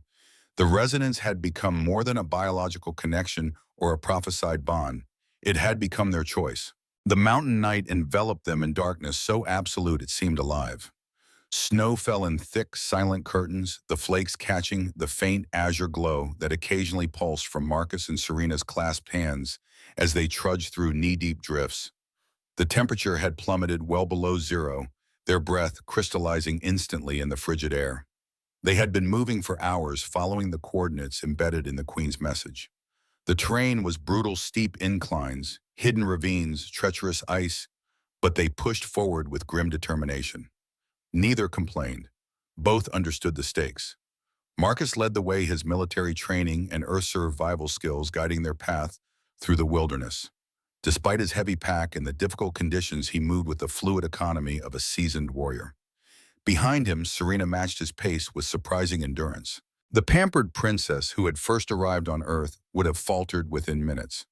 The woman who followed him now showed no sign of weakness. They paused at the crest of a ridge, using the momentary shelter of a granite outcropping to check their position. Marcus consulted his compass, while Serena activated a small Azurian device that projected a three-dimensional topographic map of the surrounding mountains. "We're making good time," he said, voice low, despite the isolation. "Another 4 miles to the coordinates." Serena nodded, studying the map. "The terrain becomes more challenging ahead, a narrow pass between those twin peaks." "A perfect ambush point," Marcus observed grimly. "Yes, but also our most direct route." She deactivated the map. "If we detour, we add hours to our journey." Marcus considered their options, weighing speed against security with the practiced calculation of a battlefield commander. "We take the pass, but carefully. Single file, maximum distance between us that the binding allows." "Agreed." Serena adjusted her pack. Marcus, if they're waiting for us there, they won't take us without a fight, he finished, his voice hardening with resolve. The bond between them pulsed, their determination and courage flowing back and forth like an electric current. Over the weeks, they had learned to draw strength from this connection, to share not just thoughts, but emotional fortitude when one faltered. They resumed their journey, the wind picking up as they descended toward the valley that led to the pass. The snowfall intensified, limiting visibility to mere yards. Under normal circumstances, this weather would have forced them to seek shelter, but normal circumstances didn't include elite alien assassins hunting them. As they approached the entrance to the pass, Marcus signaled a halt, his senses on high alert. Something felt wrong, a stillness in the air, an absence of the night sounds that should have surrounded them even in the storm. Serena sensed it too. Without speaking, she drew her Azurian weapon, a slender device that looked decorative, but could deliver targeted neural disruption at 50 paces. Marcus unslung his rifle, the weight familiar and reassuring in his hands. They moved forward with heightened caution, maintaining their agreed distance while staying within sight of each other. The pass narrowed, towering walls of rock rising on either side, creating a natural corridor that funneled the wind into a mournful howl. The attack, when it came, was silent and nearly invisible. A shadow detached itself from the rock wall above, dropping down behind Serena with preternatural grace. Only Marcus's battle-honed instincts gave him warning, a flicker of movement, a displacement of snowflakes in the air. He shouted a warning even as he raised his rifle. Serena spun, her reaction time enhanced by their connection.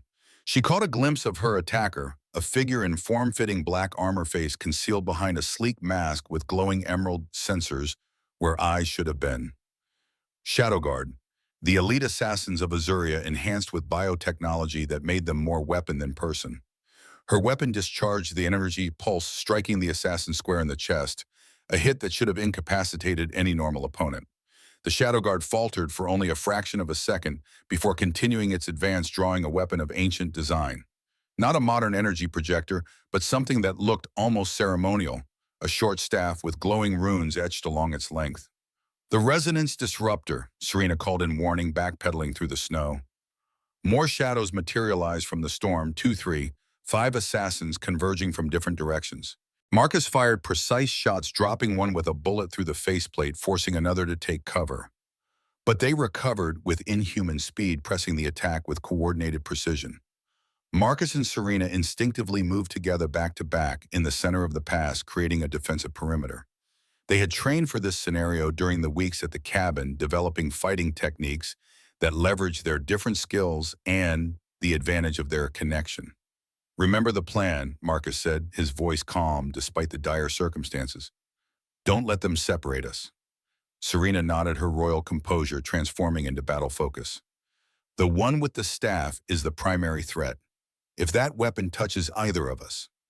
She didn't need to finish. Both knew that the ancient technology was designed specifically to sever their connection, to destroy the bond that had become central to their survival, and though neither had fully admitted it, essential to who they had become together. The Shadow Guard attacked in perfect coordination, 3 engaging Marcus, while 2 focused on Serena. They moved with fluid grace that seemed more machine than living being, their enhanced reflexes allowing them to dodge bullets and energy pulses with unnatural precision. Marcus fought with the disciplined ferocity of a Special Forces veteran, each movement economical, each shot or strike calculated for maximum effect. He had faced impossible odds before, in Afghanistan and Iraq, and classified operations across the globe, but never against opponents with such technological advantages. A blow caught him across the shoulder, the impact like being struck by steel. He rolled with it, using the momentum to create distance, firing as he came up. Another assassin down, but momentarily, not permanently. Serena had abandoned her energy weapon, which proved ineffective against the Shadow Guard's specialized armor. Instead, she fought with a combat style unique to Azurian royalty, a fluid, almost dance-like technique that used an opponent's momentum against them. Her movements had a precision that spoke of years of training, belying the impression of the pampered princess she had initially presented. But the Shadow Guard with the staff kept pressing, maneuvering to separate them, to create an opening to deploy the Resonance Disruptor. "Behind you," Marcus shouted as an assassin flanked Serena. She spun, but too late. A blow to her midsection sent her sprawling into the snow. The staff-wielding Shadow Guard lunged toward her fallen form. Marcus abandoned his own defense, diving across the space between them. Their connection flared brilliantly as their shared danger triggered a surge of protective instinct. He intercepted the assassin, tackling it with bone-jarring force. They tumbled through the snow, the ancient staff inches from Marcus's face as they grappled. The other shadow guards converged, sensing the critical moment. Serena regained her feet, launching herself at the nearest assassin with desperate intensity. She couldn't reach Marcus, couldn't help him directly as he wrestled with the weapon that threatened everything they had built together. The staff began to glow with intensifying energy, the runes pulsing with malevolent purpose. Marcus felt a strange, painful pressure in his mind as the weapon neared completion of whatever arcane function it was designed to perform. The bond within him seemed to flutter and weaken like a candle in strong wind. "Serena," he called, his voice strained with effort as he fought to keep the staff from making direct contact with his body.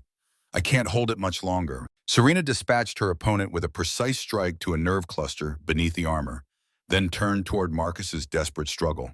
Their eyes met across the chaotic battlefield, a moment of perfect understanding passing between them. Without hesitation, she extended her hand toward him, channeling everything she had into their connection.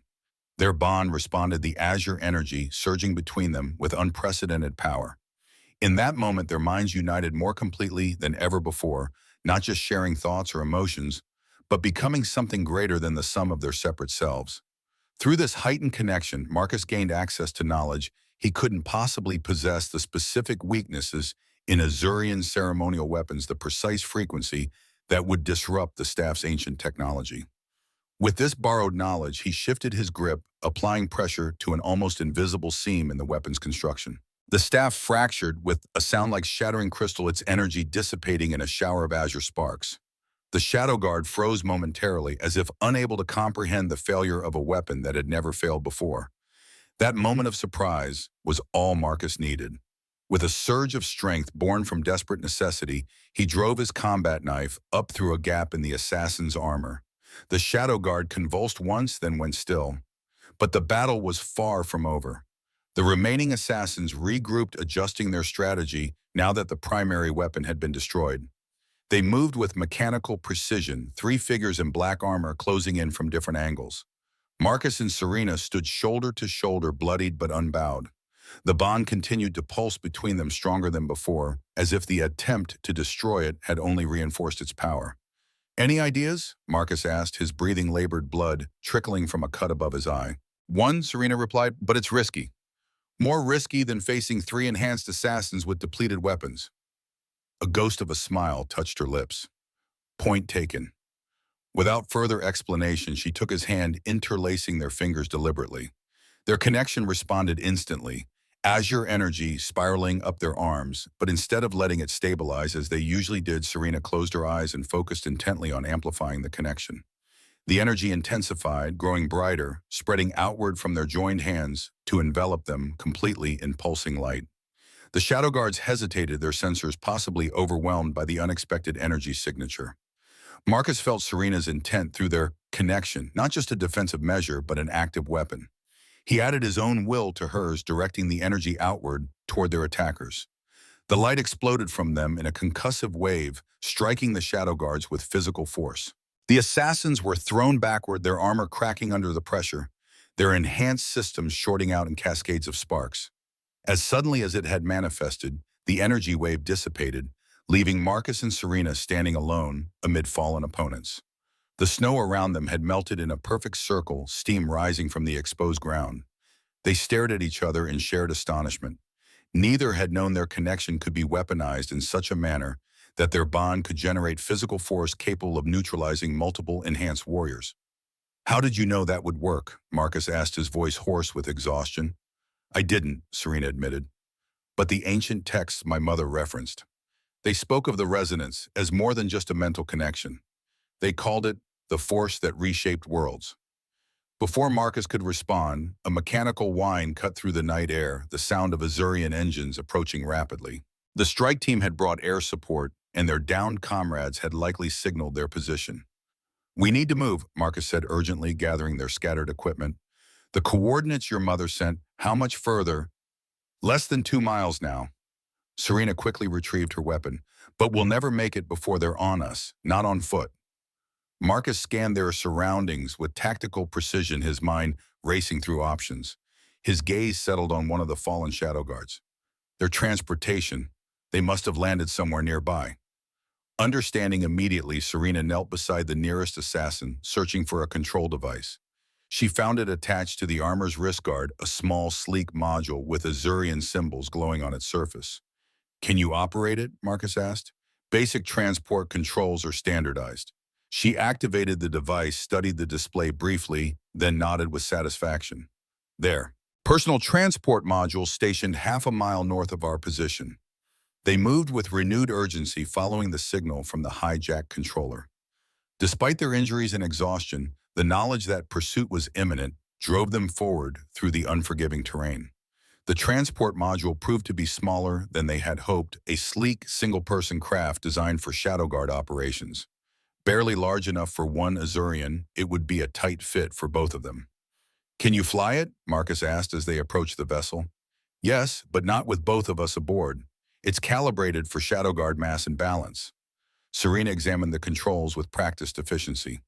"I can override the safety protocols, but it will reduce maneuverability and speed." The sound of approaching craft grew louder. Time was running out. "Do it," Marcus decided. "Reduced speed is better than being captured or killed." Serena worked quickly, her fingers dancing over the alien controls with the confidence of someone raised with advanced technology. The craft hummed to life, its propulsion system engaging with a high-pitched whine. "It's done," she announced. "But Marcus—" She hesitated, meeting his eyes with uncharacteristic uncertainty. "The coordinates my mother sent. I've reviewed them more carefully. They're not just a location in these mountains." "What do you mean?" "They're spatial temporal coordinates. Wherever we're going, it's not just a place." Her voice dropped lower. "It's some kind of gateway." The implications of this revelation hung between them as the enemy craft drew nearer, their searchlights now visible through the falling snow, sweeping the mountainside in methodical patterns. "A gateway to where?" Marcus asked, helping her into the cramped transport. "I don't know," she admitted, "but my mother wouldn't send us into danger without purpose." He nodded, squeezing into the space beside her, their bodies pressed together by necessity. "Then we trust her. And each other." The transport rose shakily into the air, its systems protesting the overload, but Serena's piloting skills kept it stable. They accelerated away from the search pattern, hugging the contours of the mountains to avoid detection for as long as possible. Behind them, the Azurian pursuit craft adjusted course, weapons systems powering up as they detected the fleeing transport. Energy beams sliced through the night, narrowly missing them as Serena executed evasive maneuvers that pushed the small craft to its limits. "They're gaining on us," Marcus observed grimly, watching the tactical display over Serena's shoulder.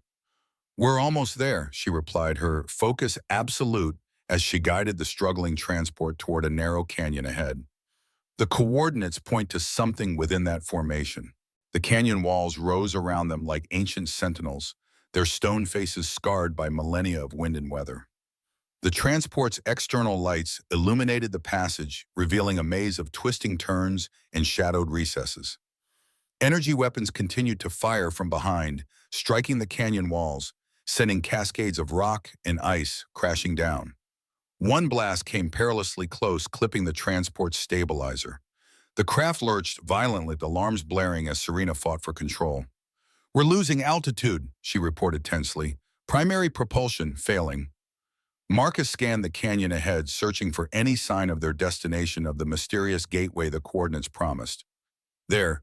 He suddenly pointed to a strange distortion in the air, barely visible in the transport's lights, a shimmering like heat waves rising from summer asphalt, but here in the frigid mountain night.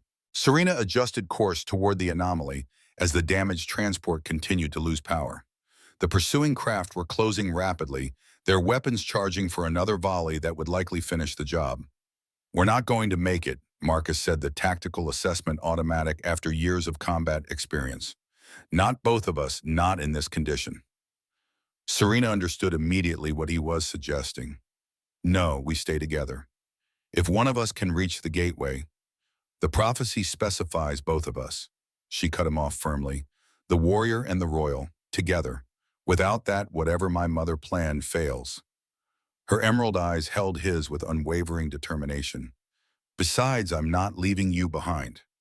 The simple declaration, delivered without drama or emphasis, struck Marcus more powerfully than any elaborate speech could have.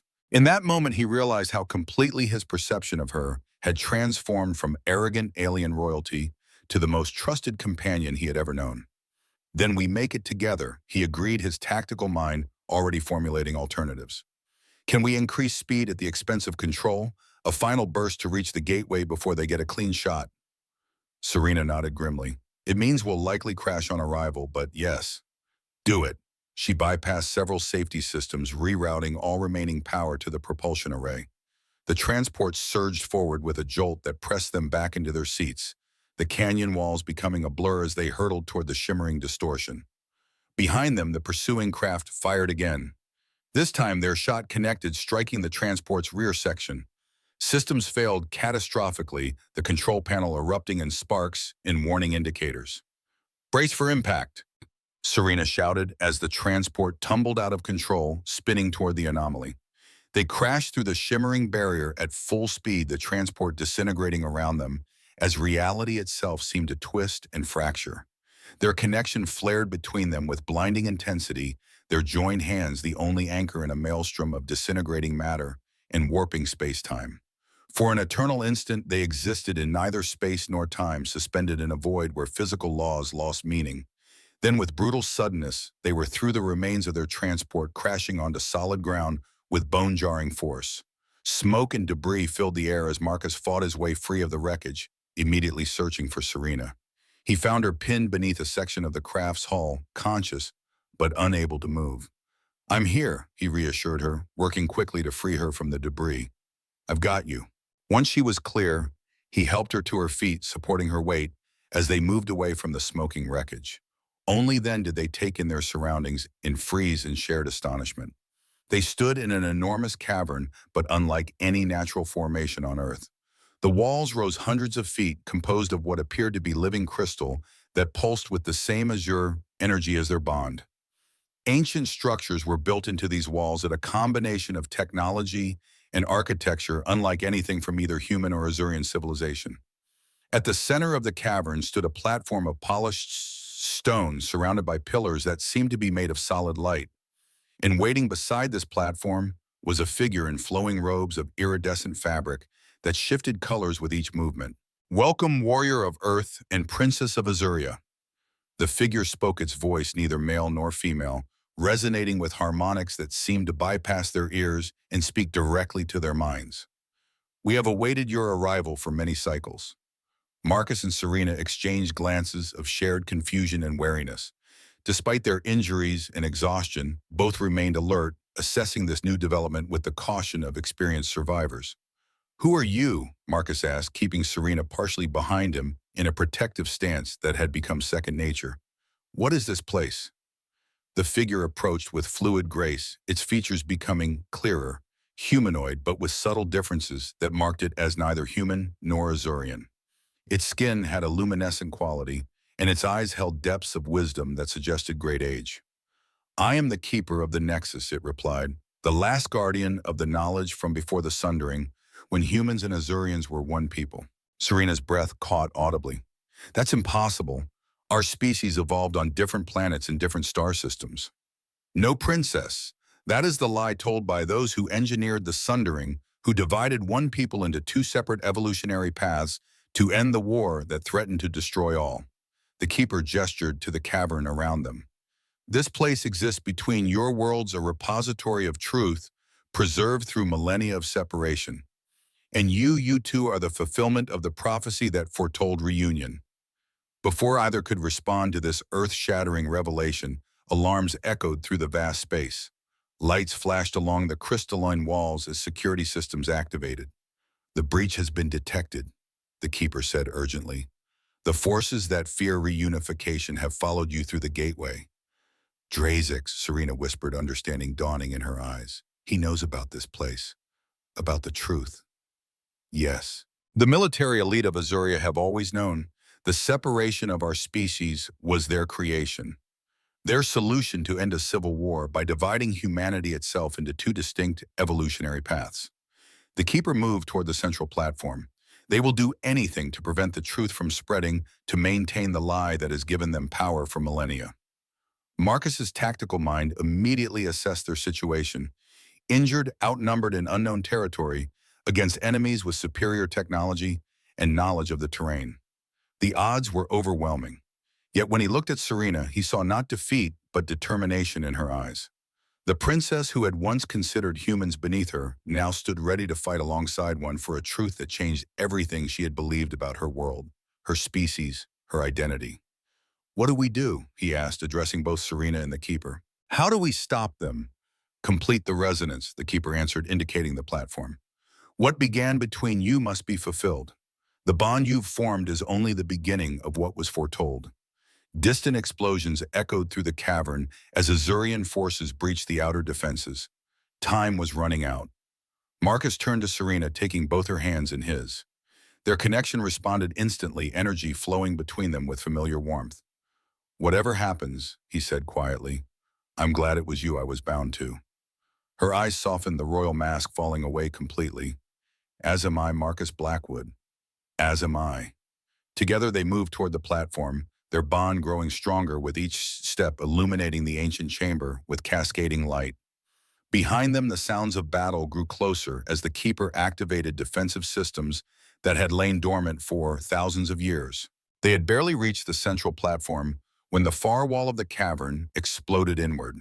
Through the cloud of crystalline dust stepped Commander Drazix himself, flanked by a dozen elite shadow guards. His battle armor gleamed with ancient technology far more elaborate than that of his subordinates. In his right hand, he carried a weapon that seemed to absorb light rather than reflect it, a dark counterpoint to the illuminated chamber. "So," his voice boomed across the vast space. The prophecy was real after all. The Queen's gambit nearly succeeded. The keeper moved to intercept him, but with a casual gesture, Drazix activated something on his armor.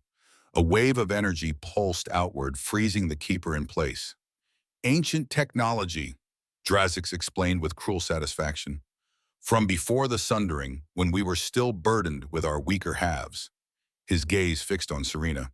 "Your mother believed reunification would bring peace. She never understood that strength comes from purity, from separation of the strong from the weak."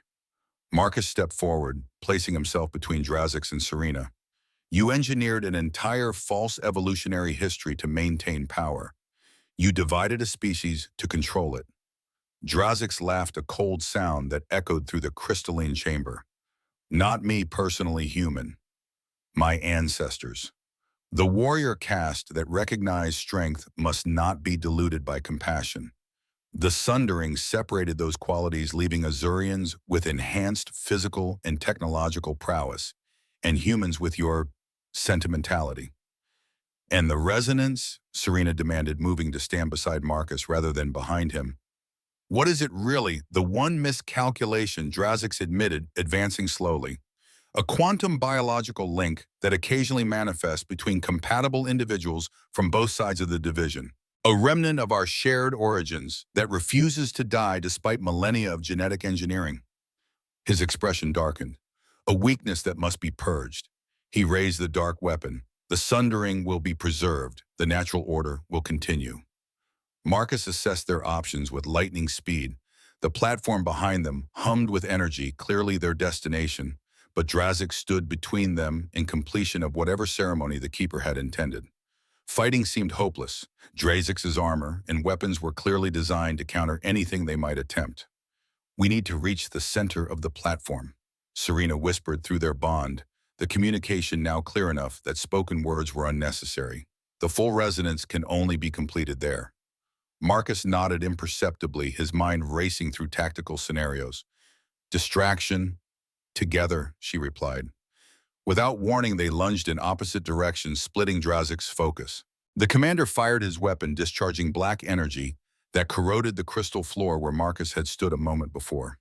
The shadow guards moved to intercept, but the keeper, partially recovered, managed to activate another defense system. Pillars of light erupted from the floor, creating barriers that separated the guards from their targets. Marcus rolled behind a crystalline formation, drawing Drazix's fire, while Serena circled toward the platform. The commander recognized the strategy immediately, redirecting his attention towards Serena. the dark weapon charging for another shot. Now, Marcus shouted, breaking from cover and hurling himself directly at Drazix. It was a desperate gambit, one that should have failed against an opponent with superior technology and physical enhancements. But Drazix had made one critical error. He had dismissed Marcus as merely human, forgetting the bond that now linked him to Serena. As Marcus collided with the Azurian commander, their shared connection flared. Through it, Serena channeled her knowledge of Azurian armor vulnerabilities directly into Marcus's consciousness. His hands found precisely the right junction points, disrupting the armor's energy flow exactly when Drazix attempted to fire. The weapon backfired, its dark energy cascading across Drazix's armor, rather than discharging towards Serena. The commander roared in pain and rage, throwing Marcus aside with enhanced strength, but the damage was done. His primary weapon was disabled, and his armor's systems fluctuated erratically. Marcus landed hard but rolled immediately to his feet, decades of combat training overriding the pain of impact. Drazix drew a secondary weapon, a blade of energy that hummed with lethal intent, and advanced on him with murderous fury. "You think you've won something human," Drazix snarled. "Your species is a genetic accident, a repository for weakness that should have been eliminated millennia ago." Marcus circled cautiously, aware that even with damaged armor, the Azurian commander remained lethally dangerous. "If we're so weak, why do you fear reunification so much?" Drazix attacked with blinding speed, the energy blade slicing through the air where Marcus's head had been a split second earlier. "Because weakness spreads like disease, your compassion, your sentiment, your reluctance to embrace necessary cruelty, these are the traits we purge to achieve greatness." While Drazix focused on Marcus, Serena had reached the central platform. Ancient symbols illuminated beneath her feet as she stepped onto the circle, the energy responding to her presence. But nothing happened. The ceremony, whatever it was, remained incomplete. "Marcus," she called both aloud and through their connection, "it needs both of us." Drazix heard her call and realized his mistake. With a roar of fury, he abandoned his assault on Marcus and charged toward the platform where Serena stood. Marcus pursued, but the commander's enhanced speed gave him the advantage. He would reach Serena before Marcus could intercept him. "Serena," Marcus shouted in warning, but the princess stood her ground, extending her hand not in defense, but in invitation toward Drazix. The commander faltered momentarily in confusion. That hesitation was all Marcus needed. He lunged forward, seizing Drazix from behind in a restraining hold that the special forces had perfected for neutralizing superior opponents. "Now, Serena," Marcus called, struggling to maintain his grip on the powerful Azurian. Instead of attacking, Serena stepped forward and placed her hand directly on Drazix's armor over his heart. Through their bond, Marcus felt her intention and understood. He shifted his own hand to mirror hers, creating a circuit, Marcus to Serena to Drazix. Their connection surged, but differently than before, not as a weapon, but as a bridge. The azure energy flowed through Marcus, through Serena, and into the struggling commander. Drazix's eyes widened in horror as the energy penetrated his armor, his enhancements reaching the one thing he could not protect, with technology, his suppressed genetic heritage. "No," he gasped, fighting against both the physical restraint and the energy now coursing through him. "You don't know what you're doing." "We're remembering," Serena said softly. "We're remembering what you made both our peoples forget." The energy intensified, and suddenly all three were experiencing a cascade of memories, not their own, but ancestral genetic memories locked in the deepest recesses of their DNA. Memories of a time before the sundering, when humanity was one species with both the intellectual and emotional depths of Earth humans and the physical and technological prowess of Azurians. Memories of the conflict that led to division, of the warrior caste's decision to split the species into two separate evolutionary paths. Drazix's struggles weakened as the memories washed over him. His face contorted, not with rage now, but with something more complex, grief, recognition, loss. The genetic memory transfer was affecting him more profoundly than either Marcus or Serena, perhaps, because he had been raised to deny this shared heritage so completely. "It's a lie," he whispered, but there was no conviction in his voice. "It has to be. It's who we were," Serena replied gently, "who we can be again." The commander sagged in Marcus's grip, the fight draining from him as millennia of suppressed genetic memory overwhelmed his conditioning. Marcus and Serena guided him to his knees, maintaining the connection, allowing the truth to flow unimpeded. Around them, the shadow guards had broken through the keeper's barriers, but now stood frozen in confusion. Through their neural links to Drazics, they too were experiencing echoes of the genetic memories being unleashed in their commander. The keeper, now fully recovered, approached the trio at the center of the platform. The resonance was never meant to be a weapon, it explained. It was designed as a bridge, a means to reconnect what had been sundered when the time was right. Why now? Marcus asked, still maintaining the circuit with Drazics, who had ceased struggling entirely. Because both sides have reached the point where reunification is necessary for survival. Humans have developed the emotional intelligence and social structures that Azurians lack. Azurians have mastered technologies that humans need to survive coming challenges. The keeper gestured to the platform, which now glowed with increasing intensity.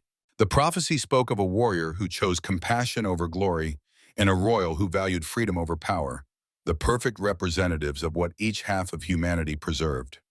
Drazix looked up, in his expression transformed by understanding. "We were wrong," he said, his voice barely audible. "For thousands of years, we were wrong." "Not wrong," Serena corrected. "Incomplete. As were we." The platform beneath them began to pulse rhythmically, the energy synchronizing with their heartbeats, all three of them now. The circuit had expanded, including Drazics in the resonance that had once been only between Marcus and Serena. "What happens now?" Marcus asked the keeper. "The truth spread," the ancient being replied. "Through Drazics to his neural network, through that to the Azurian military command, and from there to both civilizations. Not forced unity that would only create new conflict, but knowledge. Awareness of shared origins and the possibility of cooperation rather than eventual war." The Shadow Guards were lowering their weapons now, some removing their helmets, their expressions showing the same transformation that Drazics had experienced. The genetic memory transfer was spreading as the Keeper had predicted, awakening long-suppressed knowledge of their shared heritage with humans. Serena helped Drazics to his feet as the energy circuit slowly stabilized. The commander stood unsteadily, looking at his hands as if seeing them for the first time. "I've spent my life preparing to conquer Earth," he said quietly, "believing it was our right, our destiny." "And now?" Marcus asked. Drazics met his gaze with new clarity. "Now I see that conquest would have been suicide, destroying half of what we are." He turned to Serena. "Your mother knew. She always knew." "She suspected," Serena corrected. The ancient texts had been preserved in the royal archives, though their meaning was obscured by millennia of intentional mistranslation. "When I refused marriage to you, she saw an opportunity to test the prophecy. By binding you to a human warrior," Drazics nodded slowly, "by creating conditions where the resonance might manifest if the texts were true." "A gamble with her daughter's life," Marcus observed, but without accusation. "A gamble with both our civilization's futures," Serena countered. "Worth the risk." The cavern shuddered suddenly, crystals chiming as energy cascaded through the ancient structure. The keeper looked up in alarm. "The gateway is destabilizing. The energy of the completed resonance is more powerful than anticipated." "What does that mean?" Marcus demanded. "It means you must leave, all of you. The nexus has served its purpose. The knowledge is transferred, the connection established. What comes next must happen in the real world, not this in-between place." Drazic straightened, some of his command presence returning. "My ship can transport us. The resonance disruption field has been neutralized." The keeper nodded approval. "Go. Build the bridge between your peoples. The truth you carry now is more powerful than any weapon, any technology either side has developed." As they hurried toward the exit, Marcus and Serena still supporting the recovering Drazics between them, the commander looked at them with newfound respect. "The prophecy named you both correctly, the warrior with compassion, the royal with freedom in her heart." His expression turned somber. "But it did not speak of what comes after." "We write that part ourselves," Marcus replied. 2 years later, Rocky Mountains. The structure that now stood where the isolated outpost had once been bore little resemblance to the humble cabin. Incorporating both Earth and Azurian architecture, the Earth Azuria Diplomatic Academy rose from the mountainside like a vision of what could be human pragmatism, blended with Azurian elegance, neither dominating the other. Marcus stood on the observation deck watching as the first class of students arrived. Young humans and Azurians, selected for their potential to bridge the divided cultures, disembarked from transports of both civilizations' design. Nervous, Serena asked, joining him at the railing. The silver circlet of Azurian royalty still adorned her brow, but she wore it differently now, not as a symbol of superiority, but as a connection to her heritage. Terrified, Marcus admitted with a smile that belied his words. Teaching was never part of my skill set. You've been teaching me since the day we met. She countered, her hand finding his with the easy familiarity they had developed. About Earth, about survival, about seeing strength in what my people considered weakness. Their connection hummed between them, no longer visible as the dramatic blue energy of their early resonance, but present nonetheless, a constant awareness of each other that transcended physical proximity. Hard to believe it's only been 2 years, Marcus said, watching as the students gathered below, humans and Azurians already forming tentative friendships. Sometimes it feels like another lifetime. In many ways it was. Serena's gaze followed his to the young people who represented the future they had fought for. The integration has only just begun. There will be resistance, setbacks. From both sides, Marcus agreed. Not everyone welcomes the truth about our shared origins. Earth governments had initially reacted with suspicion to the revelation, fearing Azurian technology and potential conquest. Azurian military and political factions had balked at the idea of diluting their perceived superiority through cooperation with humans. But the truth once revealed could not be suppressed again, especially with Queen Lyriel and the Reform Commander Drazix, both advocating for gradual, respectful reintegration. Yet here they are, Serena said, gesturing to the students, the first generation to grow up knowing the truth. Neither human nor Azurian, but something new, something whole. A familiar figure approached across the deck, Drazix, his military armor replaced with the formal attire of an Azurian diplomat. The transformation in him over the past 2 years had been perhaps the most remarkable of all. From war leader to peace advocate, he had channeled his strategic brilliance into building bridges rather than planning conquests. The council representatives have arrived, he informed them. Both Earth and Azurian delegations are assembled in the Great Hall. Marcus nodded. Then it's time. Together, the three of them, once enemies, now the core of the reunification effort, made their way to the Academy's central chamber. Representatives from both civilizations rose as they entered, a gesture of respect that would have been unimaginable before the truth was revealed. Marcus took his position at the podium, flanked by Serena and Drazix. Looking out at the assembled dignitaries and students, he was struck by the historical weight of the moment. His journey had begun with punishment and exile, transformed into connection and purpose, and now culminated in the creation of something that could change the course of 2 civilizations. 2 years ago, he began, his voice steady with the confidence of a man who had found his true calling.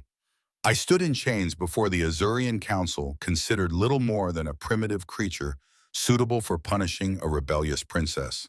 A ripple of uncomfortable recognition passed through the Azurian delegates, while the humans shifted with barely suppressed indignation. Today, I stand before you not as human or Azurian, but as living proof that what was sundered can be rejoined. That the divisions created millennia ago to end a war have served their purpose, and now threaten the survival of both our peoples more than unity ever could. Serena stepped forward to join him. This academy represents not just a diplomatic mission, but a genetic one as well. Here, the young of both our species will learn not only each other's cultures and technologies, but also how to reawaken the dormant connections between us. The resonance that Commander Blackwood and I discovered that is not unique to us. It is a birthright of all our people, suppressed, but not destroyed by the sundering. Drazix completed the triumvirate. As the military leader who once planned Earth's conquest, I now dedicate myself to its partnership. The strength I sought through purity of bloodline was an illusion. True strength lies in wholeness, in the balance between technological prowess and emotional wisdom, between individual excellence and collective harmony. Together, the three of them activated the ceremonial crystal that would formally open the academy, a shard from the nexus preserved as a reminder of the truth they had discovered. As it illuminated, casting rainbow patterns across the assembled crowd, Marcus felt a profound sense of completion. The punishment that was meant to humble a princess and exploit a disgraced warrior had instead catalyzed the greatest transformation in human history, the beginning of the journey back to wholeness, to the reunification of a species divided against itself for millennia. And though challenges remained, though the path ahead would not be easy, Marcus knew with bone-deep certainty that it was the right path. As he looked at Serena, at the woman who had transformed from arrogant alien royalty to his most trusted ally and beloved partner, he saw the future reflected in her eyes, a future neither of them could have imagined when they first met in chains and contempt. The Earth punishment, Serena murmured for his ears alone, a smile playing at her lips. Perhaps the most ironic name in the history of two worlds.